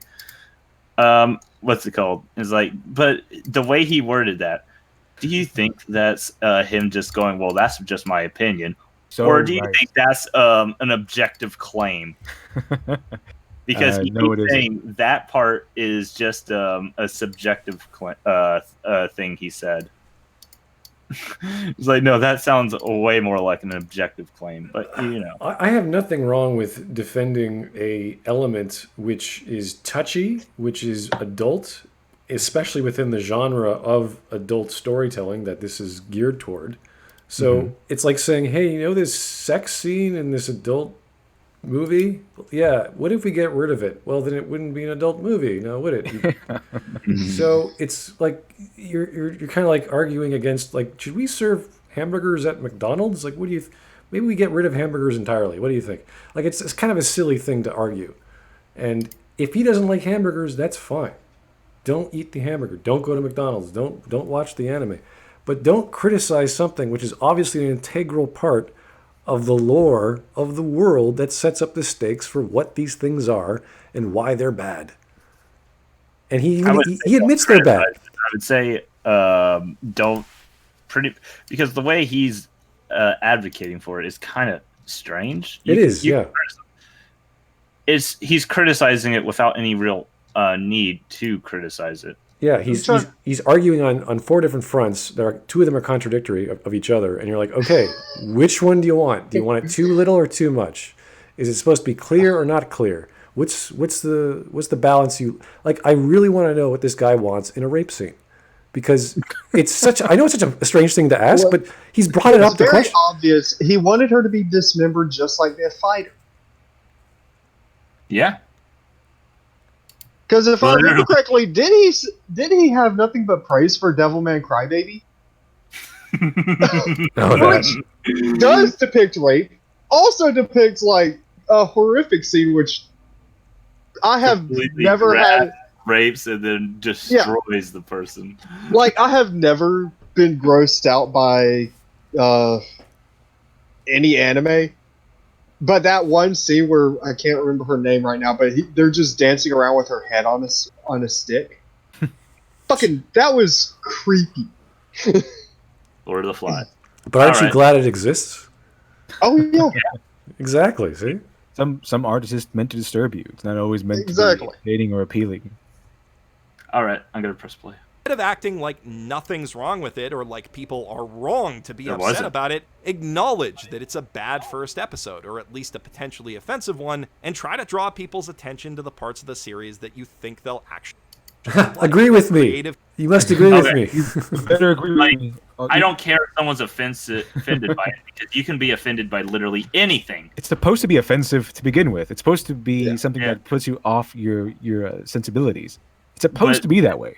Yeah, this sounds more like the objective claim, like I was talking about. It's like this doesn't sound like he's saying it's just your opinion. He's literally on the pedestal saying his opinion is correct and everyone defending it is in the wrong. It's like, but yeah, you can see more. I'm gonna press play now. Kills the lore, the endearing moments where someone's just having a random conversation. It does not kill the lore. It is the lore. Yeah, I know. That is Lord. But there was another thing that we What found. are you doing in your brother's basement? Yeah, one thing we found very interesting. The day that we looked up his Mal and talked about it on Twitter was the day he stopped updating his Mal. And there's a reason for that. Because we found out when we went to his Mal, he only watched the the first episode, and still is talking about the others. The other episode and say, look, the first episode wasn't bad. I mean, the first episode was really bad, but the rest are great. And it's like, if you go to his Mal, he's never updated the Goblin Slayer. He was updating it literally every day, and every single time he would watch a new episode of something else. But with Goblin Slayer, it was only the first episode, and he has all this in here as like, hey, look, I enjoy the rest of it. The rest of it is really good. And notice how when he's talking about the rest of the show, he's being as vague as possible. It's to the point like he's being as vague as possible because I don't think he's watched it. And Well, I he's mean, having yeah, this- that's pretty obvious. We I don't already think- know he doesn't collect his own footage. Yeah, I mean, I don't think he's watched it. He's coming in and talking about this, and this is like a cover-up saying, "Look, don't be as angry as me because angry at me." Holy shit! I don't know what that was, but don't be angry at me because if you look, I like the series too. It's one of those trying to play both sides. All right, you can, yeah. And Gobslay-san pops up like, did someone say goblins? Maybe direct friends to check out the novel instead of the anime. I actually highly recommend that. It's a really good read, and the anime's got other problems, like horribly out-of-place CGI, that the novel doesn't suffer from. Or, if you know that they'd still rather watch something than read something, tell them to skip the first episode, because there's not really much in it that isn't reiterated in a more effective and tasteful way by episode. You can't skip the first episode. It sets up the premise of the series. And if you watch past the second episode, past the first episode, I you was skip the about to first say episode. you're gonna get super normie filtered if you watch if you skip the first episode. Yeah. Like, if I remember correctly, the second episode is the one where they literally have him cook the goblins live. Oh yeah, that's the one where he lights a tree Yeah. on fire, I think. And there might be survivors in that tree. There were, in fact, I think it's in the There manga, was. where It was- there were Like, survivors. He goes around That's the and thing. says, He just kills them. wantedly, no, I was talking about there might be certain like human survivors. Yeah, Because the- we know oh, yeah, there's that that was- one girl who's tied to a fucking post with a bunch of arrows in her. But if there's any human survivors, he didn't give a fuck. he said they're probably dead or No, he dying. said, well, there was that, but he also said, if you can help it, never go to the inside. The only reason he went inside was to save the adventurers, because the adventurers could help and kill goblins and keep doing stuff like that in the future. But, he showed up a little too late. So instead, it's why he never goes into a nest. He will literally kill all survivors just to kill all the goblins. Yeah. Like, that's kind of the thing is, wait a second, he does not give a fuck. If you watch it, the second episode, you're not going to like the protagonist. Yeah, that's why the first episode is so important. It sets the premise. Yeah, because if you don't see how horrific the goblins are, then Goblin Slayer will probably be seen by the audience who hasn't seen that as a psychopath. Well, and Priestess will be seen even worse because she's complicit in a cinnamon fight. Yeah. Like, if you don't see what she saw, you just sit there and go, why the fuck is she allowing this? This guy's crazy. Yeah. This guy's evil. Yes, Beltles, Mother's Basement, even in Goblin Slayer, is advocating skipping parts, and everyone's angry about it. Just like when he tells you to skip entire seasons of JoJo's. Oh, man. Yeah, skipping the intro or the chapter 1 of anything is not the best idea unless it is, in fact, filler, which it rarely is, but there are cases of stories having filler at the first chapter. So, it happens. Yeah. You got a super chat here. Oh, let me check. Hi, I am an apathetic monster. Oh, dear. Censorship is telling a man he can't have a steak just because a baby can't chew it. Yep. Pretty much. That's exactly what censorship is. All right. Geez, I'm thinking about that really hard. I can't have a steak. Oh, gee, that makes me feel bad. Sorry, sir, you can't have a steak because that kid over there can't chew it. So you can't have one either. All right, I'm going to press play now. 4. And on top of that, be understanding that some people still won't want to give it a chance. One bad scene or episode shouldn't define an otherwise. He's showing good anime, a worse but for scene some people, than it will. Think of it this way. Imagine your favorite video essay of mine, or if you don't like my channel, your favorite video essay of Super Eye Patch Wolf. Now imagine that video essay. Like, this is one reason I would always suggest to fucking edit your own videos. Because he's sitting there saying something and the editor literally just put something worse in. Yeah. Is exactly the same in every single way, but I started it by saying, "What's up, my N-words," with like a hard R. So, I mean, it all depends on the context of the video, in which I explain in my rant, because if someone was to go into the Boondocks and how, the cartoon Boondocks, I'm sure everyone here has seen it, right? I've heard of it. Oh, yeah. And how the MTV was like, you don't care what I say, right? You can be as still honest don't as you say like. that word just because YouTube will probably eat. No, that's what I was gonna say. Is like you don't care if I say it, right? It's your channel, it's not mine. I say it all the time on mine. You can express yourself to it. Obviously, if you get a little rowdy, I'll mute you, but you can say whatever you like. All right, so when it comes down to it, MTV, or not MTV, wherever it was originally aired on, Adult Swim, they had the argument of whether or not they were going to censor the N-word. And they were saying how not having the N-word would take away the harshness that the show is. And that's how they were debating on whether or not like that. Because if you're going to go as far as they are, you might as well go all out. Yep, that reminds me. Sorry, that reminds me of an episode of, was it Ren and Stimpy, where the animators are like, "Listen, we're doing a scene at the beach with women bouncing around naked.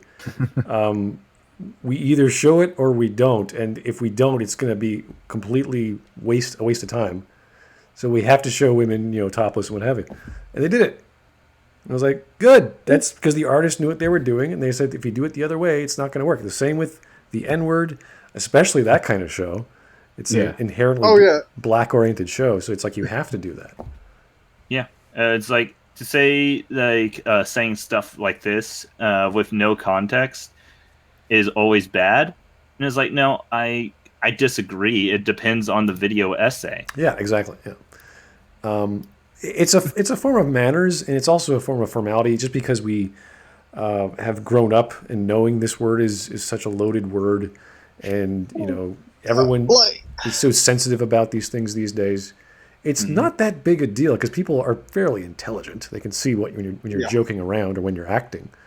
But people on the left, censors, especially YouTube, you got to watch out for that just because. one of the ways I always describe it is I have never wanted to say the N-word until someone told me I couldn't. Exactly. It's like, you tell me I shouldn't, I'm going to agree with you. Because, yeah, the word is used 90% of the time. It's in the a same less than... with any illegal thing. It's like, oh, you can't go into the adult section. Oh, Yeah. you can't do this or that. It's like, why not? Now I'm interested. What's the big deal? And I just want to see what's over there. So it's really not a big deal. It's part of growing up with language and manners and talking to people. And it's not something you say in public, but when you're talking to your friends and having a good time, and you know that everyone's, I don't know, Well, partially drunk or like- yeah. I didn't like hearing the word until my friend group shifted to where my best friend was black, and then you just become a nerd to That's true. because anyone who's ever hung out with black people will tell you they throw it around like it's nothing. Yep. A lot of my black girlfriends, they were very open with it. Once Yeah. you get them talking, it's like, whoa. It's weird because like he doesn't really use it, but he also talks like he has a fucking brain. Yes. So I've heard him called some of the worst things by other black people. Yeah, it's not a big deal when they say it, but whenever Yeah. someone who's not black say, "Oh wait," You know, when you say it with prefaced with house, it's perfectly fine. yeah, there's all these formalities within the structure of being politically correct. It's like, well, you can, but you have to say it this way with this Certain specific way. annotation. Yeah, Yeah, it's why I always suggest that watch the S word episode of the Boondocks. It's one of the funniest things. It's like, I won't say it in any way with the with A, UH, or even the silent P. we have 1 minute and 40 seconds left, gentlemen. I'm gonna press play. Understandably, some people would be really upset about that and not Yeah, fuck able 'em. to see past it to enjoy the rest of what is otherwise a good video. The freaking, You notice how none of the like video makes sense with what he's saying right now. Yeah, I know. You can kind of tell his editor hates him. Yeah, I know. I remember, if I remember right, this was edited by Pedantic, and this was kind of like when she was angry at Mother's Basement for a little bit, if I remember right. If this was the video, but back to what I was saying. But no, like, even if they get upset and can't see past it, that's one, their own fault, and two, in the context of what I was saying, you can literally apply the same argument to the Boondocks. Yeah. And it show why it would take away from the Boondocks. But all right, I'm gonna. You press could play. apply it to Chappelle's show, which is a show that would literally, well, Chappelle and everyone involved in that they were funny enough where they could, but it would suffer greatly if you cut some of the language. Yeah. And that is a fine position to take. Everyone has a line that they don't want media to cross, and it is perfectly legitimate to draw that line here. Don't want media to cross, and it's perfectly legitimate to put that line here.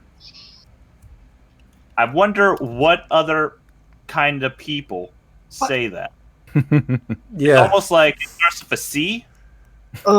What? Censorship. Oh, I know that, but no, I'm just so fucking confused because we're talking about a work of fiction. The moment you start putting lines in the sand for fiction, you're just going down a terrible path. Well, there are lines I put for fiction or things that are so bad. It's like once they pass that line, I'm like, okay, this is now officially garbage or a joke. And I have You to have to remember your genre, and then you have to remember Yeah. what kind of target audience you're trying to aim at. If you're targeting children, there's more lines, but if you're targeting adults, really nothing should be off limits. Yeah, I'm gonna press play. There's no need to hurl abuse at people who don't like the show, and no need for them to hurl it back at people who do. I know that was a lot of talking to ultimately land on. Sometimes you just got to agree to disagree, but hopefully I've managed to strip away some of the hyperbole, including what I myself have perpetuated around this series, and helped some of you to understand what all the fuss is about. And for anyone watching this who's part of the fuss, because I'm pretty sure half of this video's views will come from me preaching to the choir, maybe give the series a second chance, especially if you enjoy tabletop role-playing or dark fantasy. I did, and once I got past the repugnant stuff, I had a good time watching it. And hopefully, I'll be able to have a good time making a less serious video about the series before the season is over. But there's a lot of other great anime still left to talk about, so let me know in the comments below what other anime from Gridman this was season that you season. most want to see me cover, Yep. and what aspects of Goblin Slayer you'd Gridman like to was see me the put under number my 2 watched. analytical lens. Gridman and was we'll kinda see what happens bad. before the end of the year. And while you're down there, don't forget to No, hit Bunny. Oh shit! Bunny Girl Senpai was that season. No, Bunny Girl Senpai was number 2. It was Goblin Slayer number 1. Bunny Girl Senpai is number 2, and Gridman was number 3. Watch. Yeah. Well, Bunny Girl was just way better than it should have been. But All if right. you like the video, and hit the subscribe button if you want to see more videos from Mother's Basement every week from now until... Wow, that's I a lot don't of know, patrons. Goblins Holy Slayer. jeez. I don't have a joke for this one. No, I'm Jeff it's- Fu, professional it's not. shitbag. Because it's literally a loop. Oh, okay. It's Yeah. not a lot of patrons. That's just a loop. The other creators his size, when it comes into the anime community, their Patreon is usually around 4,000 to 5,000. He's barely above 1,000. Yeah, he's at his actually keeps dropping. Yeah. Like last time I checked, he was making like 1,700. So like he's making very low patron wise when it comes to compared to like every other people. Hell, Digi is like what's it called? Digi's a special case though. Okay, Digi is a special case. He's a third of Mother's Basement size, yet Digi's over 5,000 a month. Wow, that's really good. No, he is That's a pretty good impressive. YouTuber. Yeah, I like him. Yeah. Yeah, Digi is just super fun to watch. Digi has an amazing cult of personality. Why would he loop it? I guess to make people think it's more than it really is. Which is totally going to backfire for what he probably wanted. The reason he's doing it. Like, that's the thing. He's actually terrible at marketing. Because you don't loop it because then people will immediately think, oh, he's got plenty of supporters, so I don't need to support him. Well, that was a rather confusing video. That was He just doesn't understand why the premise needs to be set. he why just the premise doesn't is like the first episode, and we don't exactly know why. That's it. He doesn't like the positioning of the goblins. He doesn't like the it's both too explicit and not explicit enough. I don't know. Yeah, no, it's really it comes to that basic question: what to you is a good rape scene? That's the question he's posing. Well, he's bringing that up because he's saying this is too far, this is too dark, this is not explicit enough, this is too explicit. It's like, okay, whoa. You obviously know a lot of what's going on here. So what do you think how this should go? And he gave us a few pointers, but not really zeroing on the main problem here. Aside from he just didn't actually like the scene. So it's like, okay, fine. But That's the fine. scene, why the scene is there, as we all know, and we've talked about this several times, to identify and figure out who these villains are, what they're so bad, and why we have to eliminate them. And then we have the entrance of the hero, and he comes in and he kills them all. And the trauma that the both have had, and they have a camaraderie. They come together, and then she gets her chainmail at the end, and all right, so we're gonna go kill some goblins, yay! And all the horrors that await them in the next season. Actually, are they doing a second season? I don't even think they are. I think they are. I I think mean- they might. If you want to see a great rape scene, just watch Vinland Saga. That's this season, yeah. Yeah. It's I haven't and been it's watching really it's really good. There's only But one I've it been doesn't- watching. Go It ahead. doesn't really show a rape scene. It just shows a girl getting dragged by her hair. That's too explicit. You can't have. Yeah, like I just sat there with You show Which this. hair? Everyone know the hair on her head. Is it Zoe Quinn style? No, that would have been much more interesting to watch. That's the thing. I'm sorry. That just sounds kinky. Sounds like a Neanderthal or sort of like a caveman would do. It's all right. Here we go. Like Fashion that's for the club. the Zoe Quinn thing is so fucking dumb. Whoa, where did that come from? Him mentioning Zoe Quinn when I said dragging by the hair. I was like, Really?